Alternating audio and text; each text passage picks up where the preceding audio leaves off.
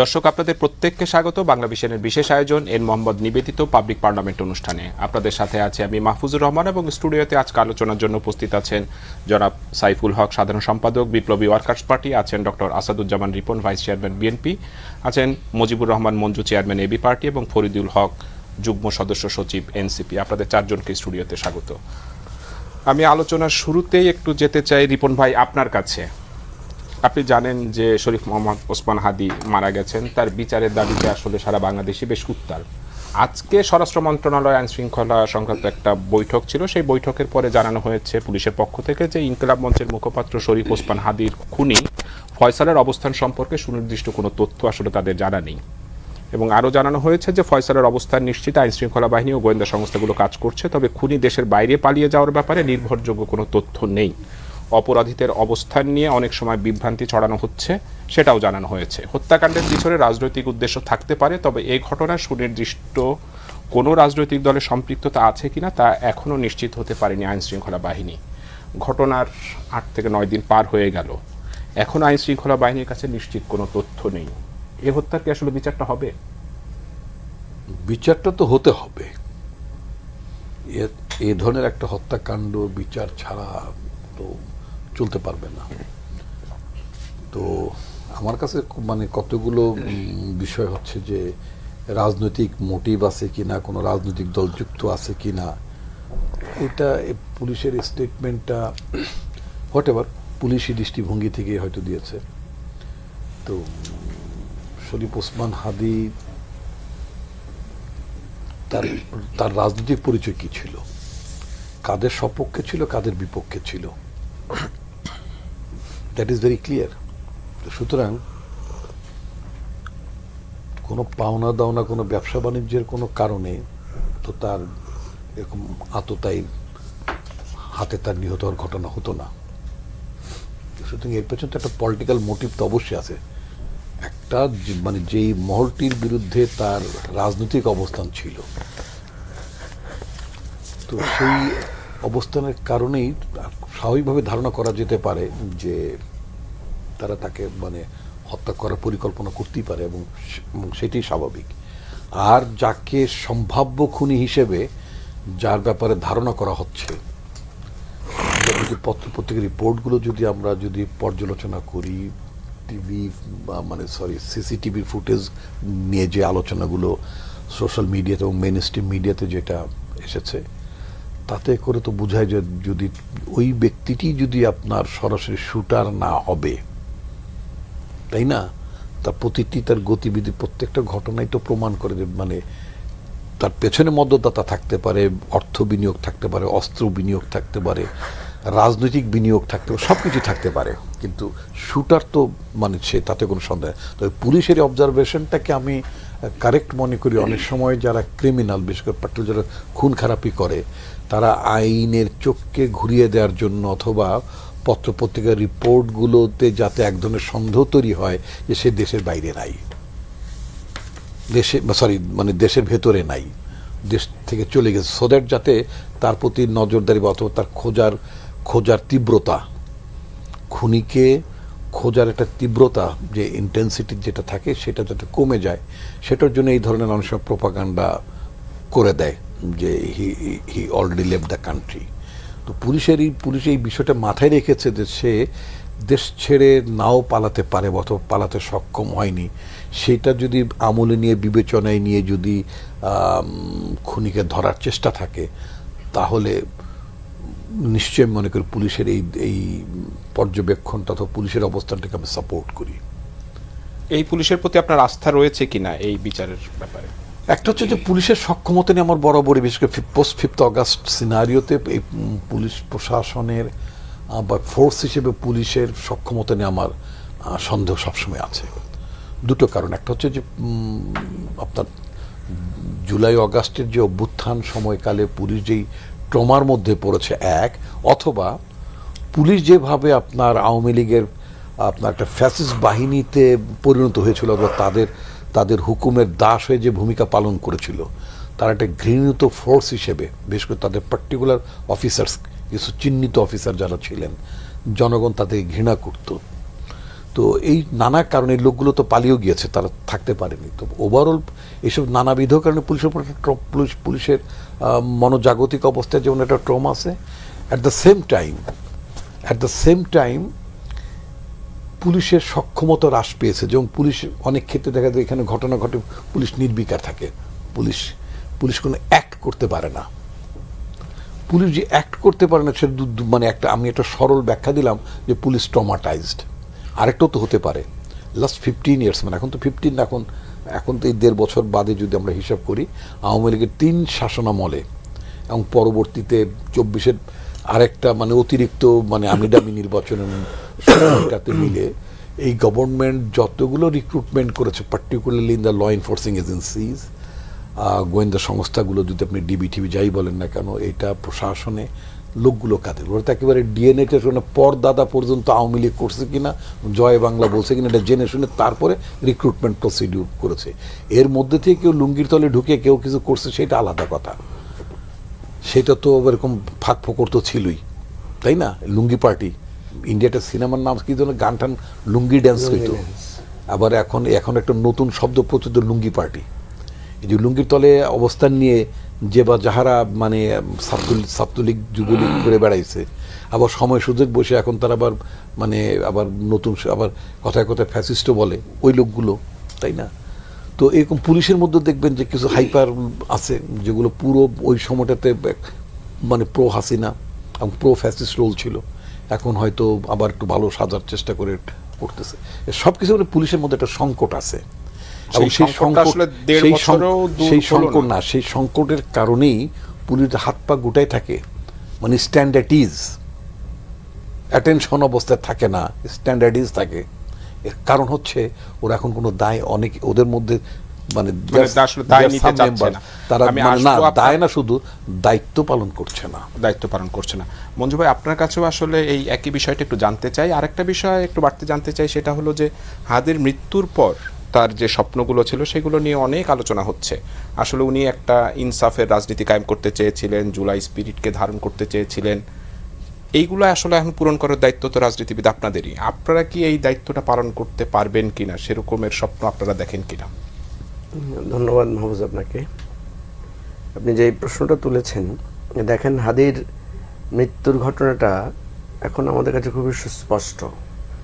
প্রথমত হাদির জীবনের উপর থ্রেড তৈরি করা হয়েছে, তারপরে খুনিচক্র একটা পরিকল্পনার মধ্য দিয়ে হাদির খুব কাছাকাছি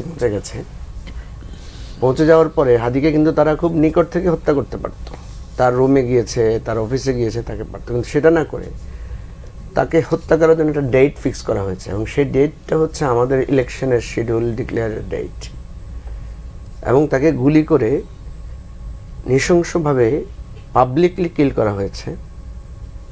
এবং কিল করার পরে এই খুনিরা আবার নিরাপদে, যেটা এখন পর্যন্ত মানুষের পরিষ্কার ধারণা যে তারা নিরাপদে রাষ্ট্র ক্রস করে ফেলেছে। এটা এমন একটা পরিকল্পনার সূত্র যে একই ঢিলে অনেকগুলো বিষয়কে জানান দেওয়া হয়েছে। প্রথম হচ্ছে যে তোমাদের কাছে গিয়ে মারতে পারি, তোমাদের বলে না তোর ঘরে যাই মারে আসবো, এরকম একটা কথা বলে না আমাদের দেশে, যে তোমাকে আমি দেখাইলাম যে তোমার একদম কাছে যাইয়া তোমাকে আমি মারতে পারি। যেহেতু আগে বলা হয়েছে যে মারার জন্য প্রস্তুতি হচ্ছে, শেখ হাসিনার একটা ফোন কলে বলা হচ্ছে, একজনে বলতেছে আমরা ওদেরকে ঘরে ঘরে গিয়ে মারবো, তো শেখ হাসিনা বলতেছে যে আরে কইরা দেখাও, তো এই কইরা দেখাইছে মিলে আর কি। আমি যেটা বলছি যে যোগসূত্রটা মিলে ইলেকশনের শিডিউল ঘোষণার দিন মারা হয়েছে, যখন নির্বাচন কমিশন বলছে বা পুলিশ বলছে যে 3 স্তরের নিরাপত্তা ব্যবস্থা আজকে থেকে শুরু। এরপরের ঘটনা হচ্ছে যে হাদিকে মেরে তারা পালিয়ে গেল, এবং স্পেসিফিক তথ্য আমরা পাচ্ছি, পুলিশের মাধ্যমে পাচ্ছি না। বিভিন্ন দেশে বিদেশে থাকা সাংবাদিকেরা বলছে কোন বর্ডার দিয়ে পার হয়েছে, কোন বর্ডারে কারা পার করেছে, তাদের নাম পাওয়া যাচ্ছে, তাদেরকে গ্রেফতার করা হয়েছে। হাদির মানে খুনিদের ফোন কার কাছে ছিল, তার মা, তারপর কোন আগের দিন রাতে কোন রিসোর্টে তারা ছিল, কোন বান্ধবীর সাথে ছিল, নানা গল্প কিন্তু আমরা পাচ্ছি, কিন্তু পুলিশের কাছ থেকে আমরা কিছু পাচ্ছি না। পুলিশ আবার এই তথ্যগুলোকে বলছে বিভ্রান্তিকর। আচ্ছা, তো এখন প্রশ্ন হলো এই বিভ্রান্তি যে ছড়াচ্ছে, যদি পুলিশের কথা সত্যি হতো, এটা তো একটা প্ল্যান, মানে আপনাকে আমি মানে বিভ্রান্ত করে দিচ্ছি, আপনার তদন্তকে বিভ্রান্ত করে দিচ্ছি, তাহলে এটা কত বড় একটা মাস্টার প্ল্যান। আমি জানাজার দিন সাইফুল ভাই তো ছিলেন, রিপন ভাই ফরিদ ছিলেন জানা যায়, আমি খুবই অবাক হয়েছি যে ওদের যেই সেক্রেটারি জাবের যে বক্তব্যটা দিয়েছে, ভেরি রাইটলি সে বলেছে যে এটা কোনো একটা ব্যক্তি বিশেষ নয়, এটা খুনি চক্র, যে অস্ত্র সাপ্লাই দিয়েছে, পার করেছে, ইভেন এর আগে খুনিকে মানে বেল করিয়ে তাকে বের করে আনা হয়েছে। পুরা যদি আপনি ওখান থেকে শুরু করেন শেষ পর্যন্ত, তাহলে দেখবেন যে এটা বাংলাদেশের আইন, পুলিশ, নির্বাচন ব্যবস্থা, আমাদের গণতান্ত্রিক চর্চা বোধ, কণ্ঠরোধ, অনেক কিছুকে আপনি এখানে সাথে মিলাতে পারবেন।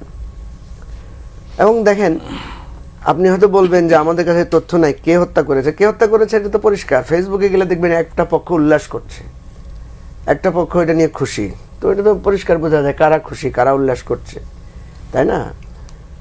তো ফলে হাদির এই মৃত্যুটা, যার কারণে স্পার্কও করেছে সেভাবে, আমাদের অনেক পলিটিক্যাল হত্যাকাণ্ড তো হচ্ছে, স্পার্ক করেছে এমনভাবে যে আপনি দেখেন বাংলাদেশের এমন কোনো জনপদ নাই যেখানে প্রতিবাদ হয় না, এমন কোনো দল নাই, গোষ্ঠী নাই, সমাজ নাই, এমন কোনো সংস্থা নাই যারা এটার জন্য প্রতিবাদ করে নাই।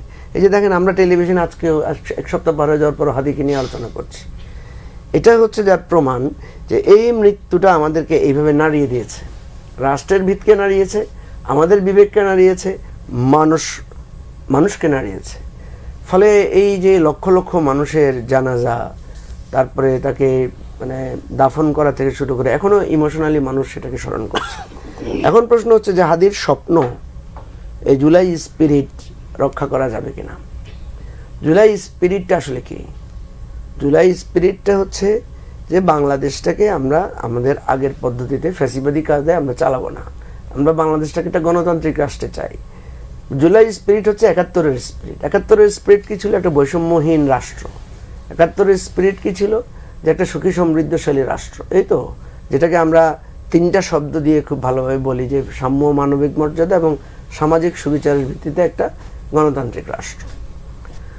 জুলাই স্পিরিটে এই রাষ্ট্রটা আমরা পাবো কিনা সেটা নির্ভর করবে সামনে যে নির্বাচন, এবং সেই নির্বাচনে আমরা যারা ওয়াদা করছি, আমরা যারা এই যে জুলাই সনদ তৈরি করেছি, আমরা বলছি যে এই নির্বাচনটাই বেসিক্যালি হবে জুলাই সনদ, কারণ এই নির্বাচনের সাথে তো গণভোটও আছে।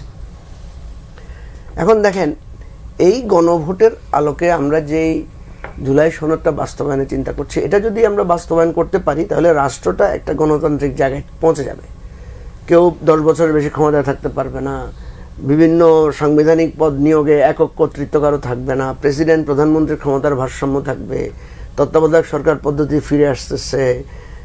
এই যে অন্তত ৮-১০টা বড় বড় জিনিস, এবং যদি ওটাও হয় যে দলের প্রধান আর মানে প্রধানমন্ত্রী বা সরকার প্রধান একই ব্যক্তি থাকবে না, এই বেসিক জিনিসগুলো যখন হবে, তারপরে আপনার ওই যে ৭০ অনুচ্ছেদের যে পরিবর্তন, এমপিরা স্বাধীনভাবে কথা বলতে পারবেন, দলের কাছে ওইভাবে বন্ধক দেওয়া থাকবে না, এগুলো চর্চা যদি হয়, এরপরে যদি আপার হাউসটা থাকে, আপার হাউসে যদি এক ধরনের গার্ডিয়ানশিপ সেখানে যদি সুযোগ থাকে, এই নতুন বন্দোবস্তের রাজনীতিতে আমরা ঢুকতে গেলে আমার যেটা বিশ্বাস, যেটা ফরিদ একটু আগে আমরা কথা বলছিলাম, যে আমরা মনে করি না যে আগের সেই ১৫ বছরের ফ্যাসিবাদী ব্যবস্থা কেউ যেতে পারবে। অনেকে সন্দেহ করছে যে নতুন যারা ক্ষমতায় আসবে তারা ফ্যাসিবাদী জায়গায় ফিরে যাবে, তাদের মধ্যে অনেক ফ্যাসিবাদী টোন দেখা যাচ্ছে। হ্যাঁ, এটা তো দেখা যাবেই, কারণ একটা পুরানো জিনিস তো হঠাৎ করে পালিয়ে যাবে না। কিন্তু আপনি দেখবেন প্রত্যেকটা জায়গায় কিন্তু প্রতিবাদ হচ্ছে, যেই ফ্যাসিবাদী আচরণ করছে সেখানে কিন্তু তরুণরা প্রতিবাদ করছে। তো এই হাদির মৃত্যুর এই যে জাগরণ, এটা কিন্তু বলছে যে জুলাই থেকে কেউ সরতে পারবেন না আপনারা, সেটা সময়ই বলে দেবে আসলে সরতে পারবে কিনা। সাইফুল ভাই, আপনার কাছে একটু জানতে চাই যে হাদির মৃত্যুর পরে আসলে যে ঘটনাগুলো আমরা দেখলাম, বেশ কয়েকটি ঘটনা অনাকাঙ্ক্ষিতই, এইটা কি আসলে কাঙ্ক্ষিত ছিল কিনা, বা কোনোভাবে এইটা কি রোধ করা সম্ভব ছিল না? আপনাকে ধন্যবাদ প্রিয়ভাজন আলোচক বৃন্দ, দর্শক শ্রোতা, আপনাদেরকে আমি সালাম জানাই। হাদির মৃত্যু তো আমাদের জন্য বলতে পারেন প্রায় একটা বজ্রপাতের মতন ঘটনা। নির্বাচনের তফসিল ২৪ ঘন্টা না যেতেই তার উপরে, তাও সেগুনবাগিচা আমাদের অফিসের মাত্র কয়েকশো গজ দূরে এটা, এবং এটা যেটা মঞ্জু একটাকে উল্লেখ করছিলেন, যে সময়টা বেছে নেওয়া হয়েছে একটা ওপেন চ্যালেঞ্জের মতন দেওয়া হয়েছে। আমরা প্রকাশ্য দিবালোকে একজন সম্ভাব্য ঢাকা আসনের প্রার্থী, যিনি গত 15 মাসে খুবই ভোকাল আমাদের স্বাধীনতার সার্বভৌমত্ব নিয়ে, জনগণের প্রত্যেকটা দাবি নিয়ে, তাকে আমরা এইভাবে আমরা হত্যা করতে পারি। এটা একটা স্বাভাবিক, তার একটা প্রতিক্রিয়া হয়েছে, রিয়াকশনস হয়েছে, মানুষের একদিকে তার কনসাস জায়গা আর তার আবেগের জায়গা, দুটো একসাথে যোগ হয়েছে। দেশব্যাপী মানুষের যে প্রতিবাদ বিক্ষোভ, সেটা কেবল ব্যক্তিহাদির জন্য না, অভ্যুত্থানের ফ্রন্টলাইনার যারা জীবনের ঝুঁকি নিয়েছেন, দায়িত্ব নিয়েছেন এবং যারা মাথা উঁচু করে মাজা সিধা করে দাঁড়াতে চান দেশের বর্তমান এবং ভবিষ্যতের জন্য, সেই জায়গা থেকে মানুষ দিয়েছে। এটা আমাদের অভ্যুত্থান, আমাদের অর্জন, ভবিষ্যৎ, তার উপরে একটা, এবং যেটা বললেন একটা প্ল্যান, অর্গানাইজড এবং একটা প্ল্যান, এটা অর্কেস্ট্রা, যেটা মানে এটা সাময়িক কোনো উত্তেজনা, সাময়িক কোনো আবেগের জায়গা থেকে এটা হয়নি। তো সেটা মোটামুটি খুবই পরিষ্কার। আর আমি ওটার আগে একটু বলতে চাই যে এ পর্যন্ত ধরা হয়নি, আমি মনে করি প্রশাসন মেজারেবলি ফেল করেছে, গভর্নমেন্ট, আমাদের এখানে দায়িত্ব নেবার মতন কেউ নাই। এটা 1-1.5 ঘন্টার মধ্যে সম্ভাব্য খুনির ছবি টবি সামাজিক গণমাধ্যমে কিন্তু মোটামুটি বেরিয়ে আসছিল। রেড অ্যালার্ট জারি করে এখন প্রশাসন পুলিশের কাছে, গোয়েন্দা সংস্থার কাছে যে পরিমাণ মডার্ন ইকুইপমেন্ট, ডিভাইসেসগুলো যে পর্যায়ে আছে, এটাকে আমি মনে করি, কারণ ঢাকা থেকে সীমান্তবর্তী কোনো জায়গায় যেতে গেলে 8 থেকে 10 ঘন্টার একটা প্রশ্ন, এর মধ্যে এটাকে আমি মনে করি এটাকে আনা সম্ভব ছিল, বাট সেটা হয়নি। এটা আমাদের এখানে নৈতিক দায়িত্ব নেবার কেউ নাই, আমাদের সরকারও দায়িত্ব নেয়নি, এবং হোম মিনিস্ট্রি যিনি উপদেষ্টা, তার তো বহু আগে উচিত ছিল অনেক নৈতিক দায়িত্ব নিয়ে সেখান থেকে তাকে স্বেচ্ছায় তাকে পদত্যাগ করা। এই পুরো ঘটনায় মানুষের যে আবেগ যুক্ত হয়েছে, ক্ষোভ যুক্ত হয়েছে, তাকে কাজে লাগিয়েছে আমি মনে করি একটা গোষ্ঠী, খুবই সংগঠিত দুর্বৃত্ত, সন্ত্রাসী, যাদের সাথে আমি যদি হাদির কথাই বলি, হাদির একটা বক্তৃতা আমি আগে দেখিনি। মানে সাইফুল ভাই, এই জায়গাটা আমি একটু আসবো আমার বিরতির আগে, আসলে একটু ফরিদ আপনার কাছেও একটু যেতে চাই। সেটা হলো যে হাদির মৃত্যুর পরে 2টা গণমাধ্যমে আমরা হামলা দেখলাম, এবং সেখানে কিন্তু আসলে এই ঘটনাকে কোনো রাজনৈতিক দলই সমর্থন করেনি। এখন আমার প্রশ্ন হলো যে এই ধরনের মব ঠেকানোর জন্য রাজনৈতিক দলগুলো আসলে মাঠে নামে না কেন? তারা যদি মাঠে নামে, পরিস্থিতিটা কি আরো খারাপ হওয়ার কোনো শঙ্কা থাকে? জি, ধন্যবাদ আপনাকে, সম্মানিত সহ আলোচকবৃন্দ এবং দর্শকদেরকে শুভেচ্ছা। এই ধরনের ঘটনা তো বাংলাদেশে যে খুব রেগুলার ঘটছে, কিংবা আমরা এর আগে এই ঘটনাগুলো দেখেছি, ব্যাপারটা তো এরকম না। এটা একদমই নতুন কিংবা 1-1.5 বছরের ঘটনা। এখন রাজনৈতিক দলগুলো সংঘবদ্ধভাবে এটাকে ট্যাকেল করতে যাবে কিনা, তখন তো মানে ধরেন এই ঘটনাগুলো যেটা হয়, তো এটা সহিংস ঘটনা। রাজনৈতিক দলগুলো, আমরা যারা রাজনীতি করি, আমরা তো আসলে গণতান্ত্রিক রাজনীতি করি। গণতান্ত্রিক রাজনীতির সাথে তো সহিংস কার্যক্রম যায় না। এখন কেউ একজন সহিংসতা করছে, তখন এটা যদি আপনি ঠেকাতে যান, আপনাকে তো মিনিমাম মাত্রায় প্রতিরোধ করতে গেলেও আপনাকে মিনিমাম মাত্রায় হয়তো সহিংসতার আশ্রয় নিতে হবে, এছাড়া আপনি এটা পারবেন না। এটা যেটা বাস্তবতা। আমি এমনিতে ধরেন টেক্সট বুক আকারে বললে অনেক কথা বলতে পারবো, কিন্তু বাস্তবতা তো এটা যে আপনি সহিংসতা ছাড়া সহিংসতাকে মোকাবেলা করতে পারবেন না। কারণ একটা সংঘবদ্ধ সন্ত্রাসী গোষ্ঠীর সাথে আপনি সহিংসতা করা ছাড়া এটা পারেন না। রাষ্ট্রের সাথে এটা করা যায়, কারণ রাষ্ট্রের সাথে, সহিংস রাষ্ট্রের সাথে অহিংস পন্থায় মুভমেন্ট করে সেই মুভমেন্ট উইন করা কিংবা গণঅভ্যুত্থান পর্যন্ত করা। সম্ভবত জুলাইতে আমরা পৃথিবীতে এটা প্রথম দেখাইছি। মানে সহিংস রাষ্ট্রের সাথে অহিংস আন্দোলন করা, এটার কিন্তু অনেকগুলো উদাহরণ পৃথিবীতে এর আগে আছে, অনেকগুলো উদাহরণ। বার্মাতে 80 দশকের শেষে একবার হয়েছিল, তারপরে যখন আমেরিকাতে একবার হয়েছে, অনেকগুলো জায়গাতে এটা হয়েছে। তো কিন্তু বাংলাদেশে এটা উইন করছে একেবারে গণঅভ্যুত্থানের মধ্য দিয়ে। কিন্তু আপনি ধরেন সহিংস গোষ্ঠীর সাথে মানে রাজনৈতিক দলগুলো যদি এনগেজ হয়, তখন সহিংসতা আরও বাড়ার সংকট তৈরি হয়। এটা কখন হয়, মানে এই পর্যায়টা আসলে কখন হতে পারে? যখন আপনার এখানে কোনো ফাংশনাল স্টেট নাই, তখন তো আসলে সিভিল ওয়ারের মতো পরিস্থিতি তৈরি হবে, তাই না? তো আমাদের এখানে তো স্টেট আছে, কিংবা আমরা মনে করি আছে, আমরা দায়িত্ব দিয়ে রাখছি একটা সরকারকে, রাষ্ট্র আছে, বিরাট বিরাট বাহিনী আছে, তাদেরকে আমরা প্রতিনিয়ত হাইয়েস্ট ফ্যাসিলিটিস দিচ্ছি আমাদের ট্যাক্সের পয়সায়। তারা কি করছে, প্রশ্নটা হচ্ছে এইখানে। আপনি খেয়াল করে দেখেন, অন্তত একটা জায়গায় আমি দেখছি, আমি খুব এই ধরনের জিনিস খুব মানে টানা দেখা যায় না, অন্তত একটা জায়গায় ইভেন আর্মি পর্যন্ত দাঁড়িয়ে আছে আর সন্ত্রাসীরা ভাঙচুর চালাচ্ছে, অগ্নিসংযোগ করতেছে। তার মানে ম্যাজিস্ট্রেসি পাওয়ার নিয়ে বাংলাদেশের যেই বাহিনীকে সবচেয়ে বেশি বাংলাদেশের মানুষ আস্থায় নেয়, সেই বাহিনীর লোকেরা দাঁড়িয়ে আছে, তাদের সামনে সন্ত্রাসী কার্যক্রম চলতেছে, ভ্যান্ডালিজম চলতেছে। এখানে পলিটিক্যাল পার্টি এনগেজ হলে তো স্বাভাবিকভাবে পরিস্থিতি খুবই খারাপ হবে। এই সুযোগটা পলিটিক্যাল পার্টি, গণতান্ত্রিক রাজনৈতিক দল যারা, তাদের ছিল না। এবং আপনারা পরিষ্কারভাবে দেখছেন, আমরা যে প্রথম আলো এবং ডেইলি স্টারের ক্ষেত্রে যেটা হয়েছে, মানে এটা কোনো সাধারণ অগ্নিসংযোগ নয়, সাধারণ ভাঙচুর নয়, এটার মধ্যে লুটপাট ছিল। লুটপাটটাকে কেউ কেউ ধরেন মানে প্রধান করার চেষ্টা করেছে, সেটা ঠিক আছে, করতে পারে, কিন্তু একটা জিনিস খুব গুরুত্ব দেওয়া দরকার, এইটা নিয়ে আমি দেখেছি যে আলাপ খুব কম হয়েছে। ধরেন যে ফ্লোরে আগুন দেওয়া হয়েছে, ফ্লোরের সব কিছু পুড়ে গেছে, তার মানে এটা খুব পরিকল্পনা করে আইদার গান পাউডার অথবা পেট্রোল অথবা এই ধরনের দাহ্য পদার্থ ব্যবহার করা আগে থেকেই পরিকল্পনা করে এরকমের ঘটনাগুলো ঘটানো হয়েছে, পুড়িয়ে দেওয়া যায়। এই যে ব্যাপারটা, এবং পোড়ানোর ক্ষেত্রে দেখা যাচ্ছে যে তাদের ইয়েগুলো লুটপাট হচ্ছে, কিন্তু অনেকে তারা দাবি করেছে, আমি এখনো জানি না তারা এগুলো ক্ষতি মেজার করতে পারছে কিনা, তাদের অনেক আর্কাইভ নষ্ট হয়েছে। এই বিষয়টা কিছুটা এসেছে। রিপন ভাই, আপনার কাছে একটু জানতে চাই, আইন শৃঙ্খলা পরিস্থিতি নিয়ে যখন কথা হচ্ছেই, আজকে আপনার দলের স্থায়ী কমিটির সদস্য সালাউদ্দিন আহমেদ বলেছেন যে প্রথম আলো ডেইলি স্টারের উপর হামলা জাতির জন্য লজ্জার। গণমাধ্যম দুটিতে হামলা ও ভাঙচুরের 1 ঘন্টা পর আইন শৃঙ্খলা বাহিনী ঘটনাস্থলে পৌঁছেছে, এবং উনি একটা প্রশ্ন করেছেন যে সরকার কাদের কাছে আটকা রয়েছে। এই প্রশ্নের উত্তর কি আপনার কাছে রয়েছে যে সরকার আসলেই কাদের কাছে আটকা? উনি স্থায়ী কমিটির সদস্য, উনি যখন প্রশ্ন করেছেন তো নিশ্চয়ই উনি জানলে নিশ্চয়ই উনি বলতেন। আমার পক্ষে তো বলাটা ডিফিকাল্ট আরও। তবে এটা বলা যায়, যেটা আমি আগের পর্বে আপনার সাথে আলোচনা করেছি, সেটা হচ্ছে যে আপনার গত 15 বছরে 3 টার্মে আওয়ামী লীগ যাদেরকে রিক্রুট করেছে, এই রিক্রুটেড অফিসারগুলো বা এদের সদস্যগুলোকে গভর্নমেন্ট ইনফ্যাক্ট অপারেটিভ মোডে নিয়ে যেতে পারছে না। এটা একটা বড় সমস্যা। পোশাকটা বদলে দিলে তো চরিত্র বদলাবে না। মানে পোশাক বদলানোর কাজে যতটা আমরা ব্যস্ত, দেখা গেল যে আমাদের বিডিআরের পোশাক বদলে ফেললাম।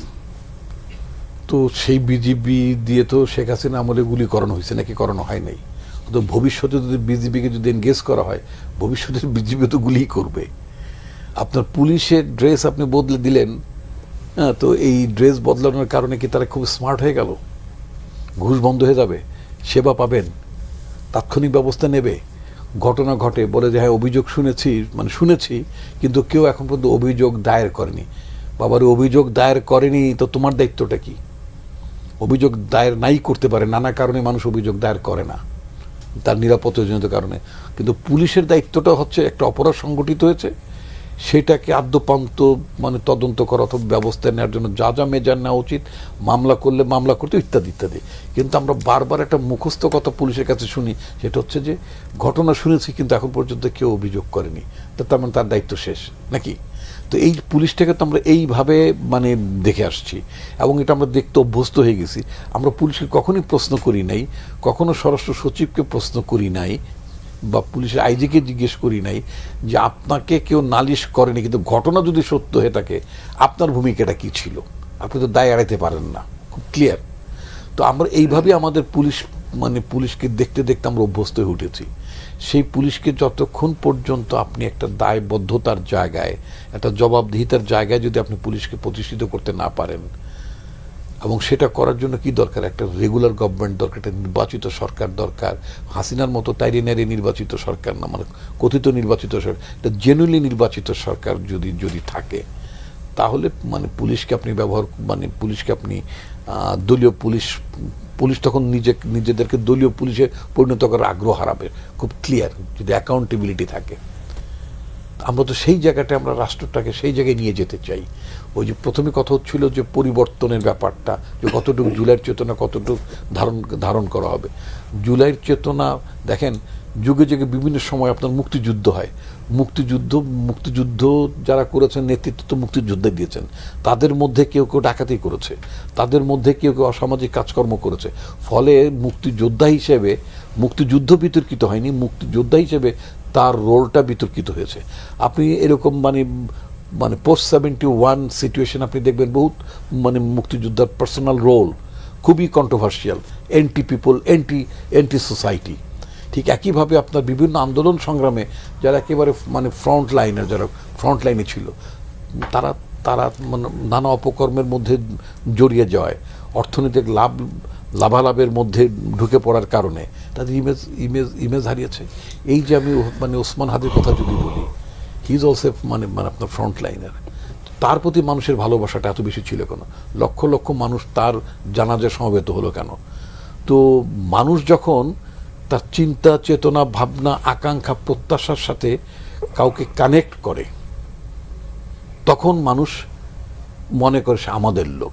আমি যদি সঙ্গতভাবে যদি আমি উদাহরণটা নিই, প্রেসিডেন্ট জিয়াউর রহমান বলা হয় যে মানে শরণাতীতকালের বৃহত্তম জানাজা হয়েছিল। ওয়াই বলবেন কেউ বলবেন যিনি প্রেসিডেন্ট ছিলেন তখন বিএনপি ক্ষমতা ছিল, সব কিছু মানে নিজেদের অনুকূলে থাকার কারণে পিপুল মানে জানাজা নিয়ে আসে, রাষ্ট্রীয় এলান দিয়ে, রাষ্ট্রীয় প্রতিষ্ঠান দিয়ে কি লোকজন ট্রাক ভাড়া করে নিয়ে আসছে না?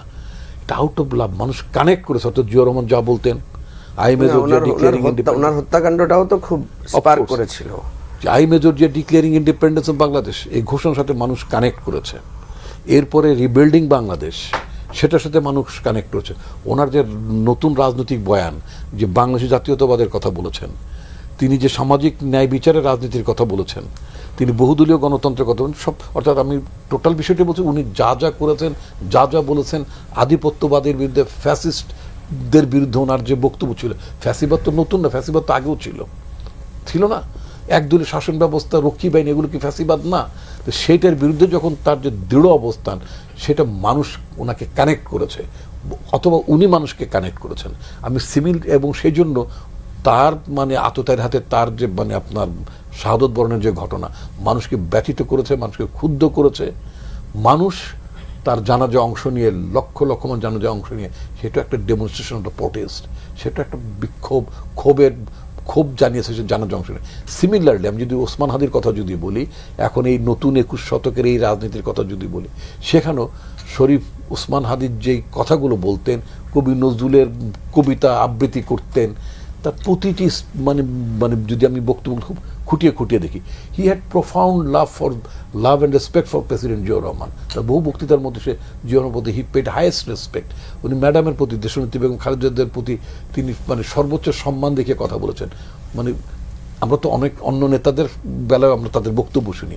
এই সব কিছু মিলিয়ে হাদি স্বাধীনতার কথা বলেন, সার্বভৌমত্বের কথা বলেন, গণতন্ত্রের কথা বলেন, সব কিছু মিলিয়ে তার বক্তব্যগুলোর সাথে মানুষ কানেক্ট করেছে। এইটাও আসলে রাজনীতিবিদদের জন্য একটা শিক্ষা, যে জনগণের সাথে কানেক্ট করতে বলেই কিন্তু মানুষ দল মত নির্বিশেষে সবাই তার জানাজায় অংশ নিয়েছিল।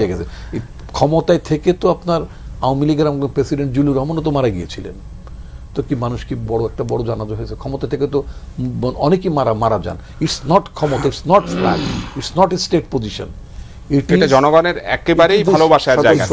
আমি একটু মঞ্জু ভাই আপনার কাছে জানতে চাই যে এই যে হাদির মৃত্যুর ঘটনাটা, অনেকেই বলে নির্বাচনের প্রক্রিয়াকে আসলে একটা বানচাল করা। সরকারের পক্ষ থেকে এর আগে বলা হয়েছে যে ষড়যন্ত্রকারীরা তাদের নেটওয়ার্ক বিস্তৃত করছে, প্রশিক্ষিত শুটার তারা মাঠে নামিয়েছে। আপনার কাছে একটু জানতে চাই যে রাজনৈতিক ঐক্যের কথা আপনারাও বলেন, সুশীল সমাজও বলে, আমরাও বলি, ঐক্যটা থাকলে কি এই সব ঘটনাগুলো রোধ করা সম্ভব শুধুমাত্র ঐক্য দিয়ে? ঐক্য থাকলে হয় কি, সুযোগটা কম পায়। এবং ঐক্য থাকলে যেটা হয়, যেমন এই যে আমরা এখন ঐক্যবদ্ধ হলাম, দেখেন এখন কিন্তু যারা খুন করেছে, যারা হত্যাকাণ্ড ঘটিয়েছে, তারা কিন্তু আফসোস করছে যে আমরা করলামটা কি। হাদিকে থামাইতে চাইলাম, হাদি ছড়ায় পড়লো।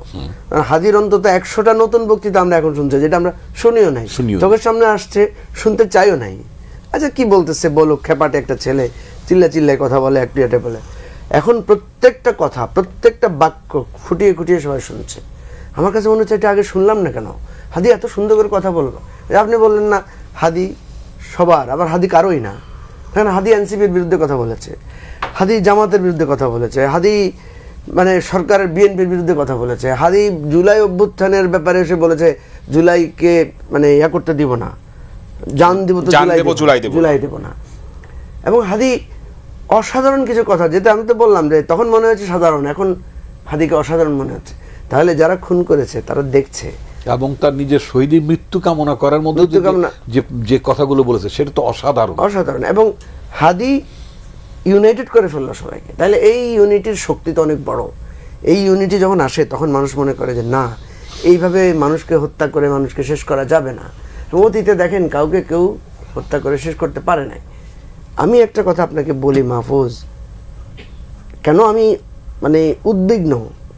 আপনি দেখেন হাদি মারা গেছে, হাদি মারা যাওয়ার আগ পর্যন্ত উত্তেজনাটা কিন্তু স্বাভাবিক ছিল।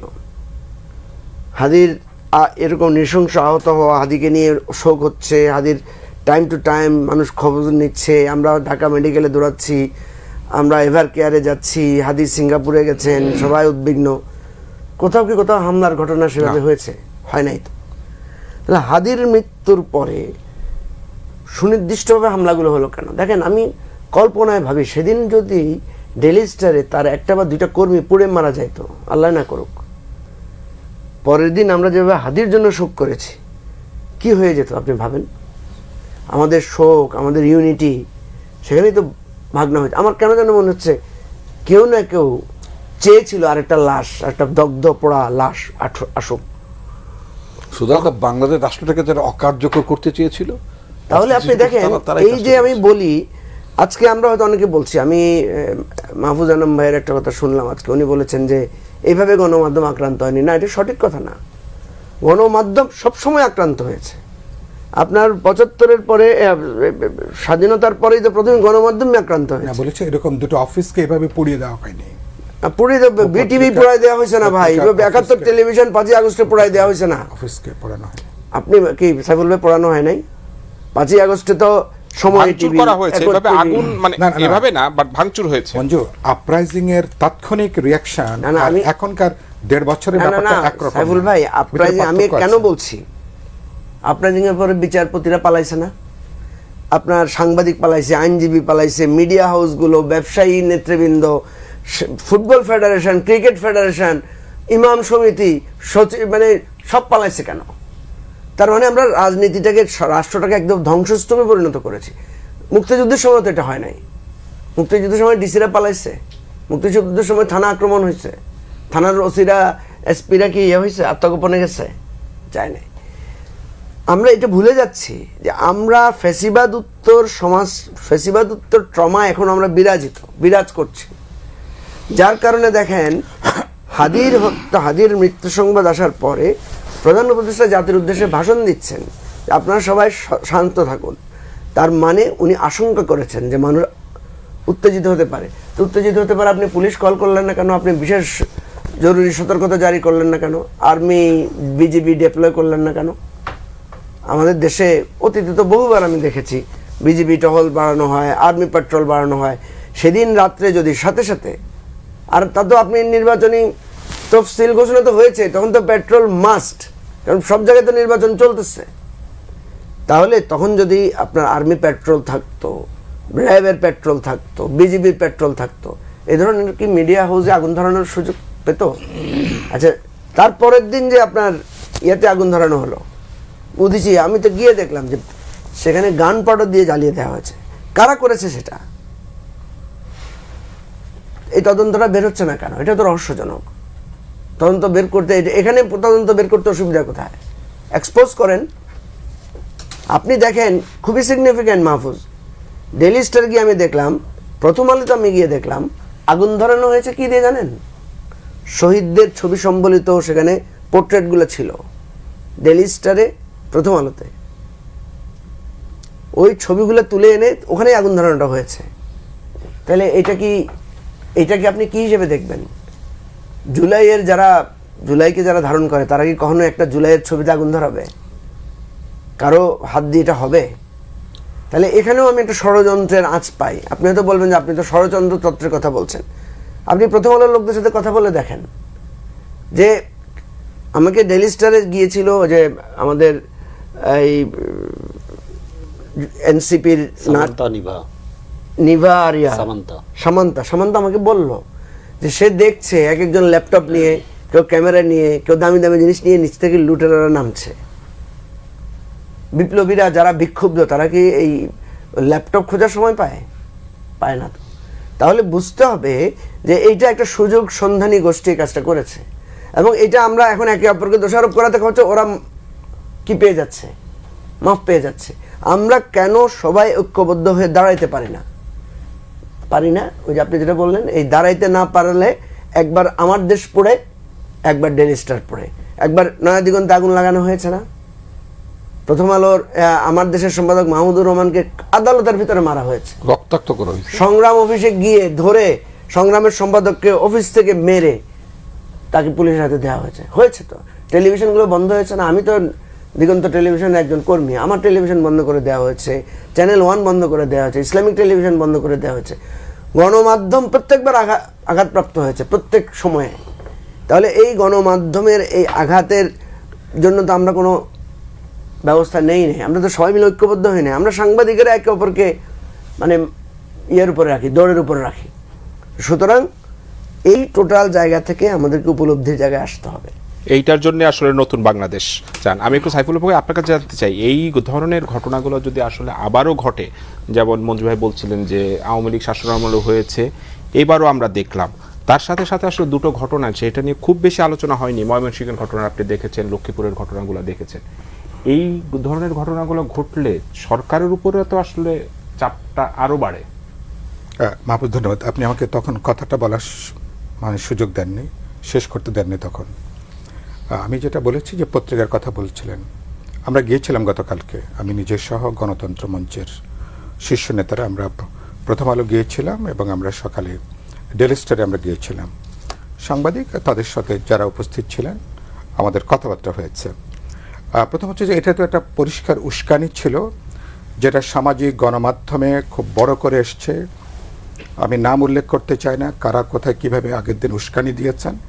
ইতিমধ্যে এটা ব্যাপকভাবে এটা ছড়িয়ে পড়েছে নাম উল্লেখ করে। প্রথম আলো, ডেইলি স্টার, উদীচি, ছায়ানট এগুলো উল্লেখ করা হয়েছে। যেদিন উস্কানি হয়েছে তার পরের দিনে হামলা হয়েছে। এটা বোঝার জন্য খুব বেশি গবেষণার হয়তো দরকার নেই, হয়তো এর ডালপালা বোঝার জন্য হয়তো বা গবেষণার প্রশ্ন আছে। 1, 2 হচ্ছে যে যারা এই ঘটনার সময় ঘোষণা দিয়ে যখন যাচ্ছে, তারপরে 1.5 থেকে 2 ঘন্টার সময় ছিল, যেটা এখানে ইতিমধ্যে মঞ্জু কিছুটা বললেন। আমাদের ল এনফোর্সিং এজেন্সিস এবং ইতিমধ্যেই পত্রিকার গুরুত্বপূর্ণ দায়িত্বশীল কর্মকর্তারা বলেছেন, সরকার এবং গুরুত্বপূর্ণ হোমের যারা দায়িত্বে ছিলেন, পুলিশ, তাদের সঙ্গে যোগাযোগ করা হয়েছে। যথেষ্ট নিরাপত্তা ব্যবস্থা সেখানে রাখা হয়নি, এবং ব্যাপারটা হচ্ছে পুরো ব্যাপারটাকে ঘটতে দেওয়া হয়েছে, মানে এটাকে সংগঠিত হতে দেওয়া হয়েছে। সেনাবাহিনী এসছেন, অসাধারণ ভূমিকা নিয়েছেন, না হলে যেটা বললেন প্রাণহানির ঘটনা ঘটতে পারত প্রথম আলোতে এবং ডেইলি স্টারে, 2 জায়গাতে ঘটতে পারত। এরপরে তারা 20 মিনিট সময় চেয়েছিলেন, বেরিয়ে গেছেন।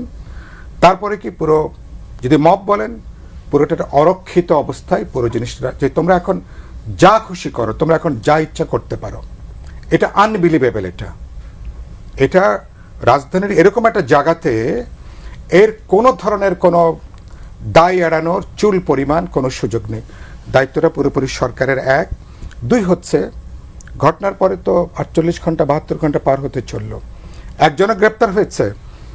সমস্ত ভিডিও ফুটে যাচ্ছে, শত শত ভিডিও ফুটে যাচ্ছে, এবং তারাই ওখানে ভিডিও দিচ্ছে যারা যাচ্ছে। আজ পর্যন্ত একজনও গ্রেপ্তার হয়েছে। 200, 300, 400, 500কে এটাকে গ্রেপ্তার করার সুযোগ ছিল, একজনও গ্রেপ্তার হয়নি। হোয়াট ডাজ ইট মিন? তারপরে হচ্ছে যে এর আগে তৌহিদি জনতার নাম করে যারা ওই যে ওখানে গরু জবাই করে প্রথম আলোর সামনে করা হয়েছিল, আপনাদের নিশ্চয়ই সেটা আমরা কেউ ভুলে যাইনি। তাদের কাউকে গ্রেপ্তার করা হয়েছে? সারা দেশব্যাপী যতগুলো মব সংগঠিত হয়েছে, তাদের কাউকে কি আপনি আইনের আওতায় কি আপনি আনতে পেরেছেন? আপনি আমাকে জিজ্ঞেস করলেন ময়মনসিংহের কথা। রাজবাড়িতে যখন মাজারের খুঁড়ে লাশ বের করে যখন উল্লাস করে সে লাশ যখন পুড়িয়ে দেওয়া হচ্ছে, হুয়ার দে, তারা সবাই তারা চিহ্নিত। কারা করেছে সেটা আইডেন্টিফাইড, পেছনে কারা, কোন কোন রাজনৈতিক দল কারা সেটা আইডেন্টিফাইড। পুরো ব্যাপারটা এখন একেবারে এটা আর কোনো আলোচনার মধ্যে নাই। তো যখন একটা রাষ্ট্র যখন এগুলো অ্যালাউ করে, তখন তারপরে যেটা হয়েছে, আমি বলতাম যে আইএমএ জাহিলিয়াতের যুগে তো এরকম ঘটনা হয়নি। আগে তাকে পিটিয়ে হত্যা করা হলো, উলঙ্গ করে ঝুলানো হলো, তারপরে সেখানে আগুন দেওয়া হলো। এটা বিভৎসতার এর কোনো দ্বিতীয় নজির পাওয়া যাবে কিনা খুব সন্দেহ। এটা এগুলোর জন্য মারামারি করে, এটা করে, মারে, কোপায়, একটা ব্যাপার।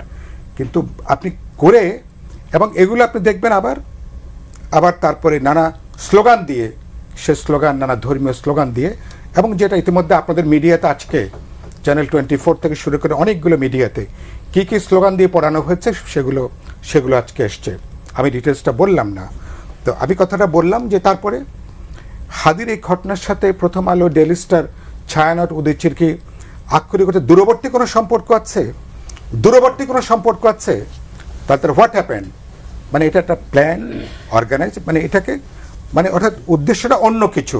আপনারা একটা আপনারা এখানে আলোচনা করলেন ইলেকশনটাকে ইনডিফিনিট, এটাকে ভেস্তে যাওয়া, মানে মানে এটা যাতে না হতে পারে, এবং বাংলাদেশকে অস্থিতিশীল করে তোলা, অভ্যুত্থান, তার অর্জন, আমরা ফেব্রুয়ারিতে নির্বাচন করব, গণভোট করব, বাংলাদেশ একটা ন্যূনতম একটা ডেমোক্রেটিক ট্রানজিশনের পথে হাঁটবে। তাহলে তার বিরুদ্ধে দাঁড়িয়ে যখন আপনি এটা করছেন তফসিল ঘোষণার পরে, তার মানে কি আপনি পুরো স্টেট এখন পুরো একটা হুমকির মধ্যে আপনি দাঁড়িয়েছেন। আমি সরকারে দেখছি যে সরকারের চূড়ান্ত নিষ্ক্রিয়তা, মানে সরকারের মধ্যে যারা করেছেন, সরকারের বাতাবরণের ছত্রছায় না থাকলে এরকম ঘটনা হওয়ার কোনো সুযোগ অ্যাটলিস্ট ঢাকাতে নাই আর কি, ঢাকাতে নাই। এবং এই জায়গাটা যদি করতে গেলে, এবং বাংলাদেশ ইতিমধ্যে একটা নৈরাজ্যের পরিস্থিতি চলছে, এটার মধ্যে দিয়ে সরকার এখনো তো যদি ওয়েক আপ যদি কল না হয়, তাহলে কিন্তু এই ঘটনা কিন্তু আরো বাড়তে থাকবে, আরো ঘটবে। সেটা আসলে সবার জন্যই একটা খারাপ আফ্রিকান বার্তা নিয়ে সিনড্রোমের মতন জায়গা যাবে। এবং এটাকে এখনই এনাফ ইজ এনাফ। আমি আজকে বলেছি পার্টির স্টেটমেন্টে, আমরা বলেছি অপরাধীদের কোনো দলীয় পরিচয় বিবেচনা করবেন না। তার কি মতাদর্শ, সে কোন স্লোগান দিচ্ছে, কোনটা কি, এটা যদি বিবেচনা করেন তাহলে কোনো অপরাধীকে আপনি ধরতে পারবেন না। তার ইডিওলজি, তার পলিটিক্স, তার কোনো আইডেন্টিটি, এটাতে যদি কোনো অপরাধীকে যদি আপনি বিবেচনা করতে যান, তাহলে কিন্তু বাংলাদেশ কখনো কিন্তু আইনের শাসনের জায়গাটা আসবে না। এই জায়গাটা দাঁড়াতে আমরা 4 জন এখানে, আপনারা 5-6, আমরা একমত হতে পারছি কিনা এটা না হলে, যেটা বলেন না আইনের শাসন, জবাবদিহিতার প্রশ্ন, এগুলো আসলে এগুলো সব ওই সুশীল কথার মধ্যেই থাকবে, কিন্তু বাস্তবে এগুলো কিন্তু কোনো কিছু দাঁড়াবে না। এই জায়গায় দাঁড়াবেন কিনা, that should be the consensus. ওই হাদি যেটা বললো না, হাদি কি কথা বললো যে আপনি প্রথম আলো কমব্যাট করেন, দরকার হলে আপনার 7টা আপনি প্রথম আলো স্ট্যান্ডার্ডে, আরো 10টা আপনি প্রথম আলো করেন, সেটা দিয়ে প্রথম আলোকে আপনি কমব্যাট করেন। কিন্তু এভাবে তো আপনি জিনিসটা, ইট ক্যানট গো লাইক দিস। কিন্তু আপনি এগুলো করতে দিচ্ছেন। এবং গতকালকে আমি আশা করেছিলাম যে আমাদের প্রধান উপদেষ্টা, তিনি যখন হাদির ওই জানাজার আগে তিনি যে বক্তব্য রাখবেন, তিনি এই কথা অ্যাড্রেস করবেন। হাদির সংগঠনের যিনি দায়িত্বে, যিনি কথা বলেছেন, অনেকগুলো কথা বলেছেন, প্রধান উপদেষ্টা দেশবাসীকে, জনগণকে তার একটা পরিষ্কার একটা ডাইরেকশন দেওয়ার জন্য গতকালকে ছিল সবচেয়ে উপযুক্ত সময়, যখন আমাদের শোক এবং আবেগ যখন একসাথে ছিল, তখন এটাকে মানুষ ধারণ করতে পারত। তিনি সে কথাটা গতকালকে বলতে পারেননি। এটা দুর্ভাগ্য। আমি একটু করি আপনার কাছে একটু জানতে চাই যে সরকার এই সব ক্ষেত্রে জাভেদ বলেছে যে কেউ সহিংসতার পথে যাবেন না। জাভেদ বলেছে যে আপনারা কেউ সহিংসতার পথে যাবেন না। আর ফরিদ, আপনার কাছে একটু জানতে চাই যে এই ধরনের সিচুয়েশনে সরকারের রিঅ্যাকশনটা আসলে একটু মানে দেরিতে হয় কেন? আরেকটা বিষয় আপনার কাছে জানতে চাই, হাদি যেদিন গুলিবিদ্ধ হলো এর পরের দিন সচিবালয়ে আইন শৃঙ্খলা সংক্রান্ত একটা মিটিং ছিল শনিবারে। ওই মিটিং একটা সিদ্ধান্ত ছিল যে জুলাই যোদ্ধাদের জন্য একটা বিশেষ নিরাপত্তা দেওয়া হবে। সেটা কি আসলে দেওয়া হচ্ছে কিনা, এরকম কোনো তথ্য কি আপনার কাছে রয়েছে? আচ্ছা, মানে প্রথম কথা হচ্ছে যে নিরাপত্তা, বিশেষ নিরাপত্তার জন্য তো জুলাই থেকেও আমরা রাস্তায় নামিনি। বিশেষ নিরাপত্তা, আমাদের ব্যক্তিগত নিরাপত্তার জন্য তো আমরা রাস্তায় নামিনি। আমাদের ধরেন বাংলাদেশের মানুষ এবং বাংলাদেশের ভূখণ্ডের নিরাপত্তার জন্য আমরা নামছি। দুইটা হচ্ছে প্রধান জায়গা আমাদের। বাংলাদেশের মানুষ যাতে একটা নিরাপদ জায়গায় যেতে পারে, পরবর্তী প্রজন্ম যাতে একটা নিরাপদ বাংলাদেশ পায়, আর বাংলাদেশ যাতে আসলে বহির্শক্তি আগ্রাসনের বিরুদ্ধে বাংলাদেশ একটা নিরাপদ ভূখণ্ড পায়, এটার জন্য প্রধানত আমরা জুলাইতে রাস্তায় নামছিলাম। তো এইটার জন্য প্রয়োজনে আরও 10 বার আমাদের জীবদ্দশায় যদি আরও 10 বার আমাদেরকে আবার এই জীবনের ঝুঁকি নিতে হয়, আমরা নেওয়ার জন্য আমার ধারণা কোটি কোটি মানুষ প্রস্তুত আছে। সো এইটা ইস্যু না। এবং এইটা আসলে সরকার যেটা বলেছে আমি এটাকে আসলে করি কিছুটা, মানে নিন্দাও করি।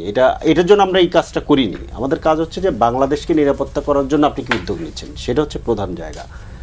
এখন প্রবলেম যেটা হয়েছে যে আমাদের এখানে তো ওই যে কি বলে যে সর্ব অঙ্গে ব্যথা মলম দিব কোথায়, এরকম একটা পরিস্থিতি ধরেন আছে। এখন সরকারকে আমরা বলছি, সরকারকে সমালোচনা করছি, এখন কোন সরকার কোনটা এটা ধরেন আইডেন্টিফাই করার ব্যাপার আছে, যে কোন সরকারটাকে আমরা বলবো, কোন সরকার আসলে এই ধরনের ঘটনার পক্ষে থাকছে আর কোন সরকার বিপক্ষে থাকছে। কি আমরা একজন ব্যক্তিকে বলবো নাকি একাধিক ব্যক্তিকে বলবো? শুধু কি এটা স্বরাষ্ট্র উপদেষ্টার উপরে ডিপেন্ড করে? আমি কাউকে দায় মুক্তি দিচ্ছি না। সাইফুল ভাই যেটা বলেছেন ওটার সাথে আমি একমত। স্বরাষ্ট্র উপদেষ্টার পদে থাকার নৈতিক ভিত্তি উনি হারিয়েছেন, ওনার নিজেই সরে যাওয়া দরকার ছিল, অথচ ওনার বিরুদ্ধে আন্দোলনও হয়েছে, আলটিমেটামও দেওয়া হয়েছে, তারপরে উনি সরেননি। তো যাই হোক, এখন এই সবগুলোর ব্যাপারে একটা জায়গা আমাদেরকে যেতে হবে, যে জায়গাটা আমি মানে নেওয়ার চেষ্টা করবো, সেটা হচ্ছে যে আমরা সরকারকে বলছি, আমাদের রাজনৈতিক দলগুলোর কথা বলছি, বিভিন্ন জিনিস নিয়ে কথা বলছি, কিন্তু একটা জায়গা আমাদের বুঝতে হবে যে যেই সরকার এই রাষ্ট্র পরিচালনা করে, সরকার আর রাষ্ট্র কিন্তু একটা আলাদা ব্যাপার, এবং রাষ্ট্র কিন্তু আগের রাষ্ট্রটা রয়ে গেছে। আমরা জুলাই চার্টার করছি, অনেকগুলো আইন কানুন করছি, রাষ্ট্রের কিন্তু বেসিক্যালি এখন পর্যন্ত তেমন কোনো পরিবর্তন সাধিত হয় নাই। ওই যে একটা জিনিস হয়েছে যে পুলিশের পোশাক পাল্টানো হয়েছে, পুলিশের পোশাক পাল্টানোর মধ্যে দিয়ে কারা ব্যবসাটা করছে এটাও আবার একটু খোঁজ করতে হবে। আপনাদের মিডিয়ার কাছে অনুরোধ করে দেবো যে এই ধরনের পরিস্থিতি যখন তৈরি হয় তখন তো বড় একটা ব্যবসা হয়, হাজার হাজার পোশাক বিক্রি হয় কিংবা সাপ্লাই হয়, বড় ব্যবসা হয়। কিন্তু পুলিশ তো এখন আগের আইনে চলে। কিংবা ধরেন আমরা যে নিরাপত্তার প্রশ্নটা হাদির পরে বারবার আসছে, আমি এই কথাটা অনেক জায়গাতে বলছি, নিরাপত্তার প্রশ্ন যে আসতেছে, নিরাপত্তা বলতে কোনো আইডিয়া তো আমাদের রাষ্ট্রের মধ্যে নাই। আমাদের এখানে আছে কি, আমাদের দেখবেন যে বলে আইন শৃঙ্খলা বাহিনী। শৃঙ্খলা কখন দরকার হয়? যখন জনগণ বিশৃঙ্খল থাকে। তার মানে আপনার রাষ্ট্রের ফিলোসফি হচ্ছে যে জনগণ বিশৃঙ্খল, ওটিকে শৃঙ্খলায় রাখার জন্য আইন শৃঙ্খলা বাহিনী দরকার। আপনার রাষ্ট্র কিন্তু এটা ভাবে না যে আমাকে জনগণ ট্যাক্স দেয়, ওই ট্যাক্স দিয়ে আমি এটা চালাই, আমার কাজ জনগণকে নিরাপত্তা দেওয়া। দেখেন ওর আইডিয়ার মধ্যেই ডিফারেন্স আছে। এবং যেই শৃঙ্খলা ব্যবস্থা এবং শৃঙ্খলা কাঠামো ওরা তৈরি করছে, ওই কাঠামোর বিরুদ্ধে তো আমরা লড়াই করছি খালি হাতে, ওটাকে তো আমরা পরাজিত করছি। আপনি যেটাকে পরাজিত করলেন, যে কাঠামোর বিরুদ্ধে লড়াই করে আপনি যেই কাঠামোকে পরাজিত করলেন, ওটাতে পুনঃস্থাপন করা হয়েছে। কি হয়েছে? পুলিশের অফিসারদের ট্রান্সফার হয়েছে। ধরেন পল্টনে আমি মঞ্জু ভাই, সাইফুল ভাই আমরা একই মিছিলে গুলি খেয়েছিলাম। ওইখানে আমাদেরকে যে পুলিশ অফিসার গুলি করেছিল, যেই পুলিশরা গুলি করেছিল, ওদের সবাই কি চাকরি গেছে? কিংবা ওদের চাকরি আদৌ যাবে কিনা এই প্রশ্নও তো আছে। ওর কি হয়েছে? সর্বোচ্চ ট্রান্সফার হয়েছে। ও যদি আবার ওর সুযোগ আসে, কিংবা আবার যদি ওকে কেউ বলে আরেকজনকে গুলি করে, সেদিন অত্যন্ত অন্যায়ভাবে একদমই শান্তিপূর্ণ একটা ইয়ে। তাহলে ব্যাপারটা হচ্ছে যে, এবং সেদিন আমরা অনেকেই মারা যেতে পারতাম। অনেকেই মারা যেতে পারতাম। প্রথম যে সাউন্ড গ্রেনেড আপনারা ক্ষমতা আসলে ওই পুলিশই আপনাকে প্রোটেকশন দেবে, এবং না, প্রোটেকশনের ব্যাপার না, এটা তো আমাকে প্রোটেকশনের ব্যাপার না। আমি এটা বারবার বলছি যে বাংলাদেশের মানুষের নিরাপত্তা এবং বাংলাদেশের ভূখণ্ডের নিরাপত্তা, এইটা আমাদের অন্যতম প্রধান এজেন্ডা ছিল জুলাইতে রাস্তায় নামার পেছনে। বাংলাদেশের মানুষের প্রধান এজেন্ডা ছিল। কারণ আপনি খেয়াল করে দেখবেন যে যখন প্রচন্ড গোলাবর্ষণ হচ্ছে, খালি হাতে আমাদের তরুণরা লড়াই করতেছে এই শৃঙ্খলা বাহিনীর বিরুদ্ধে, তখন এরা মনে করছে, অনেকের ভেতরে এই ধারণা, বদ্ধমূল ধারণা হয়েছে, আমি বহু স্পটে গিয়েছি ওই সময়, অনেকের ভেতরে বদ্ধমূল ধারণা হচ্ছে এরকম যে বাংলাদেশের কোনো বাহিনী আমাদের উপরে এভাবে গুলি করতে পারে না, এখানে নিশ্চয়ই ইন্ডিয়ান বাহিনী ঢুকেছে। এবং তারা তাদের উদ্দীপনার জন্য তারা স্লোগান দিচ্ছে যে দিল্লি না ঢাকা, ঢাকা ঢাকা, এটা বলে তারা আসলে বন্দুকের গুলির সামনে দাঁড়াচ্ছে। খালি হাতে বন্দুকের গুলির সামনে দাঁড়াতে গেলে বিরাট উদ্দীপনা দরকার হয়, এমনি এমনি দাঁড়ানো যায় না। তো ওই যে দেখেন আইডিয়াটা কিভাবে মিলতেছে যে এই ভূখণ্ড আমাকে রক্ষা করতে হবে বিদেশি আগ্রাসনের কাছ থেকে। তো এই যে নিরাপত্তার যে ধরেন ব্যাপারটা, নিরাপত্তার আইডিয়াটা তো আমাদের মধ্যে নাই। এবং আমরা এখানে রাজনৈতিকভাবে চূড়ান্তভাবে প্রায় পরাজিত হয়েছি। আমরা পুরনো আইন শৃঙ্খলা ব্যবস্থাকে পুনঃস্থাপন করেছি। আমরা এটাকে সংস্কার বাতিল তো নয়, ইভেন সংস্কারের জায়গাতেও যেতে পারিনি। এই কারণে এই ঘটনাটা ঘটেছে যে সরকারের যেমন নিষ্ক্রিয়তার কথা আমরা বলি, আপনি খেয়াল করে দেখেন, আমরা এই কথা এর আগে বহুবার বলেছি যে ধরেন মন্দিরে যে হামলা হইতো, কিংবা ওই যে মাজারের ঘটনাটা সাইফুল ভাই বলছেন, এই ঘটনাটা কিন্তু হঠাৎ করে একদিন ওয়ান ফাইন মর্নিং ঘটে না। এর আগে একটা প্লট তৈরি করা হয়, কোনো একটা ফেসবুক পোস্ট, কোনো একটা ঘটনা, কোনো একটা বিতর্ক, সেটা সামনে আসে, স্থানীয় জনগণকে উত্তেজিত করা হয়, একটা নির্দিষ্ট গোষ্ঠী পুরো একটা প্লটটা তৈরি করে। এবং এই পুরো ঘটনাটা যখন ঘটতে থাকে, এই ঘটনাটা ঘটতে থাকলে পুরোটা ঘটে কিন্তু প্রশাসনের চোখের একদম সামনে। আপনি খেয়াল করে দেখেন, আমরা যখন গত 17 বছরে 5 জন মানুষ নিয়ে কোনো একটা গ্রামের চায়ের দোকানে বসলে ওইখানে ডিজিএফের লোক পৌঁছে যেত, এনএসআই লোক পৌঁছে যেত, অথবা থানা থেকে ফোন দেওয়া হতো। তাহলে এত বড় ঘটনা যখন ঘটে তখন রাষ্ট্র জানে না? অবভিয়াসলি ও জানে, কিন্তু ও জানার পরে অ্যাকশন নেয় কখন? নেয় হচ্ছে ঘটনাটা একদম শেষ হওয়ার পরে। তার মানে এই ঘটনাটা যখন চলে এই পুরোটা সময় ও সক্রিয়ভাবে নিষ্ক্রিয় থাকে, ও ইচ্ছা করে নিষ্ক্রিয় থাকে। এটা প্রথম আলো রিয়েল এস্টেটের ঘটনার মধ্যে আমরা এটা দেখেছি। এবং আমরা এখানে সরকারকে ধরেন বলছি, সরকারকে আমিও বলছি, কিন্তু সরকার আসলে কোনটা সরকার, কয়টা সরকার আছে এটার ভেতরে, এটা নিয়ে সন্দেহ আছে। এই ঘটনার মধ্যে দিয়ে এই সন্দেহটা আরো প্রবল হয়েছে, যে এখানে আমাদের খুবই সন্দেহ যে এখানে সরকারের একটা অংশ চেয়েছে এই ধরনের আনস্টেবল সিচুয়েশন তৈরি হোক। তৈরি হলে তাদের কি লাভ হবে সেটা আমি ঠিক জানি না, কিন্তু আমার ধারণা তারা চেয়েছে। না হলে এত কাদের লাভ হবে জানি না, তবে দেশের আসলে অনেক ক্ষতি হয়ে যাবে। ক্ষতি করার চেষ্টা করা হয়েছে। আমরা কিছু ক্ষতিগ্রস্ত হয়েছি। দুইটা বড় ক্ষতি হয়েছে। একটা ক্ষতি হচ্ছে হাদি চলে যাওয়া, আমাদের ভাই। এখন আবার চলে যাওয়ার ক্ষেত্রে ধরেন আমি আবার এটাকে অন্যভাবে দেখি, হ্যাঁ চলে গেছে, এটা আমাদের জন্য ক্ষতি, হাদির পরিবারের জন্য ক্ষতি, বিশেষত হাদির বাচ্চাটার জন্য ক্ষতি। কিন্তু হাদি তো ধরেন এই যে আপনার এখান থেকে বেরিয়ে একদিন নিচে নামার পরে হাদি বলতেছে যে রাত হয়ে গেছে, বাসায় যাব না, সেন্টারে যেয়ে ঘুমাবো ফ্লোরে। তাহলে ওর বাচ্চাকে যে সময়টা দেওয়ার কথা ওই সময়টা সে সেন্টারে দিচ্ছে। তার মানে কি, সে তো তার বাচ্চার সাথে তার যে পিতৃত্বের যে সময়টা, ওই সময়টাকে সে স্যাক্রিফাইস করেছে একটা কজের জন্য, তো তার বাচ্চাটা যাতে একটা সুন্দর ভবিষ্যৎ পায়। ও এইটা ধরেন এটার মধ্যে দিয়ে ধরেন হাদি, আমি মানে এটা এভাবে বলা ঠিক না, আল্লাহ মাফ করুক, হাদি বেঁচে থেকে হয়তো বা আগামী 10-15 বছরে যা করতে পারতো, হাদির মৃত্যু দিয়ে আমি মনে করি এটা অনেক বেশি ছড়িয়ে করেছে। তো এইটাকে আপনি ধরেন আর থামাতে পারবেন না, এটা একটা জিনিস। আবার আরেকটা জিনিস হয়েছে যে ধরেন এর মধ্যে দিয়ে বঞ্জু ভাই এটা বলেছেন, সাইফুল ভাই বলেছেন যে আমরা অনেকখানি আবার ধরেন ঐক্যবদ্ধ হয়ে এসেছি, যেটা আমাদের জন্য একদম মানে বাংলাদেশ 5 আগস্টের আগে জুলাইতে আমরা যেভাবে ঐক্যবদ্ধ হয়েছিলাম, মাঝে মাঝে আমাদের মধ্যে অনেক ভাঙন এসছে কিংবা অনেক ধরনের মানে তৈরি হয়েছে। এই পুরো মানে কি বলে সেশনটা, ইলেকশন হওয়া, ইলেকশনের পরে জুলাই চার্টার বাস্তবায়ন হওয়া এবং এই বাস্তবায়নের পরে যে নেক্সট স্টেপটা শুরু হবে, এর আগ পর্যন্ত অন্তত পক্ষে আমরা তো চাই সবসময় একসাথে থাকতে, কিন্তু অন্তত পক্ষে আসলে ধরে রাখতে হবে। এই ঐক্যটা যদি আমরা ধরে রাখতে পারি তাহলে আমরা আর যদি ধরে রাখতে না পারেন সেইটার পরিস্থিতিটা কি হবে সেটা একটু পরে আপনার কাছে আমি একটু জানতে চাইবো। আমি একটু রিপন ভাই আপনার কাছে জানতে চাই, এখন রাজনীতির যে পরিবেশ রয়েছে এই পরিবেশের ভিতরে তারেক রহমান আগামী 25 তারিখে দেশে আসবেন। বিএনপি নেতারা আসলে বলছে যে তারেক রহমান দেশে আসার পর সব অপশক্তি নিঃশেষ হয়ে যাবে এবং গণতন্ত্রকে শক্তিশালী করার যে কাজ সেটা আসলে আরো ত্বরান্বিত হবে। বিএনপির ভারপ্রাপ্ত চেয়ারম্যান দেশে আসলে আসলে রাজনীতিতে কি ধরনের প্রভাব পড়তে পারে, বিএনপির ভিতরে কি ধরনের দেখুন এইটার পড়তে পারে? ঠিক এই যে আপনি মানে আমাদের দলের তরফ থেকে যে অবজারভেশনটা উল্লেখ করা হয়েছে, আপনি দেখবেন ঠিক টাইমিংটা মেলাবেন। মানে ওসমান হাদির উপরে হামলা, ডেইলি স্টার, প্রথম আলোর উপরে হামলা, আমাদের দলীয় এক নেতার বাড়িতে অগ্নিসংযোগ, সেখানে তার মানে শিশু সন্তান মানে পুড়ে যে মৃত্যুবরণের ঘটনা, সব কিছু যদি আপনি মেলান তাহলে আপনি দেখবেন যে দেশটাকে টোটালি একটা আনস্টেবল করার একটা কনস্পিরেসি ছিল, নির্বাচনটা যাতে করে পিছিয়ে যায়। কারণ প্রশ্ন উঠবে, এক ডেইলি স্টার, প্রথম আলো পুরাই সামলাইতে পারে, নির্বাচন সামলাবে কি করে? এই ধরনের ন্যারেটিভ ইতিমধ্যে ফাঁক ফোকর দিয়ে কিন্তু কেউ চালু করার চেষ্টা করছে। আচ্ছা, এখন কথা হচ্ছে যে তারেক রহমান বাংলাদেশে মানে দীর্ঘ প্রায় অলমোস্ট আপনার 17 বছর নির্বাচন জীবন পার করে স্বদেশ প্রত্যাবর্তন করবেন। সে উপলক্ষে আমাদের পার্টির নেতাকর্মীদের তরফ থেকে এক ধরনের বড় ধরনের উচ্ছ্বাস আছে, আমাদের কিছু কর্মসূচি আছে। আমরা তাকে একটা বড় আয়োজনের মধ্য দিয়ে আমরা আমাদের মূল নেতৃত্ব অভিষিক্ত করতে চাই। তো তার এই যে 25শে ডিসেম্বরে তার স্বদেশ প্রত্যাবর্তনের যে মুহূর্তটি, এটা আমাদের নেতাকর্মীদের মধ্যে একটা ঐতিহাসিক ঘটনা হিসাবে এটাকে রূপদান করা। এটা যাতে না হয়, তার আগমনের প্রক্রিয়াটা বাংলাদেশের মানুষ তাকে সাদর সম্ভাষণ জানাক, এটা পলিটিক্যালি এটাকে করা, যেটাকে বলে মানে এটাকে ম্লান করার, একটা ঝামেলা পাকানো, একটা অস্থিতিশীল পরিবেশ তৈরি করা, অর্থাৎ পুরো পরিস্থিতিটা খুব স্মুথ না করে এটাকে আরো খুব জটিল করে তোলার মতো একটা পরিবেশ এর পেছনে মহল বিশেষত অবশ্যই আপনার চেষ্টা ছিল, এতে কোনো সন্দেহ নেই। আমরা বিশ্বাস করি যারা তারেক রহমানের এই ধরনের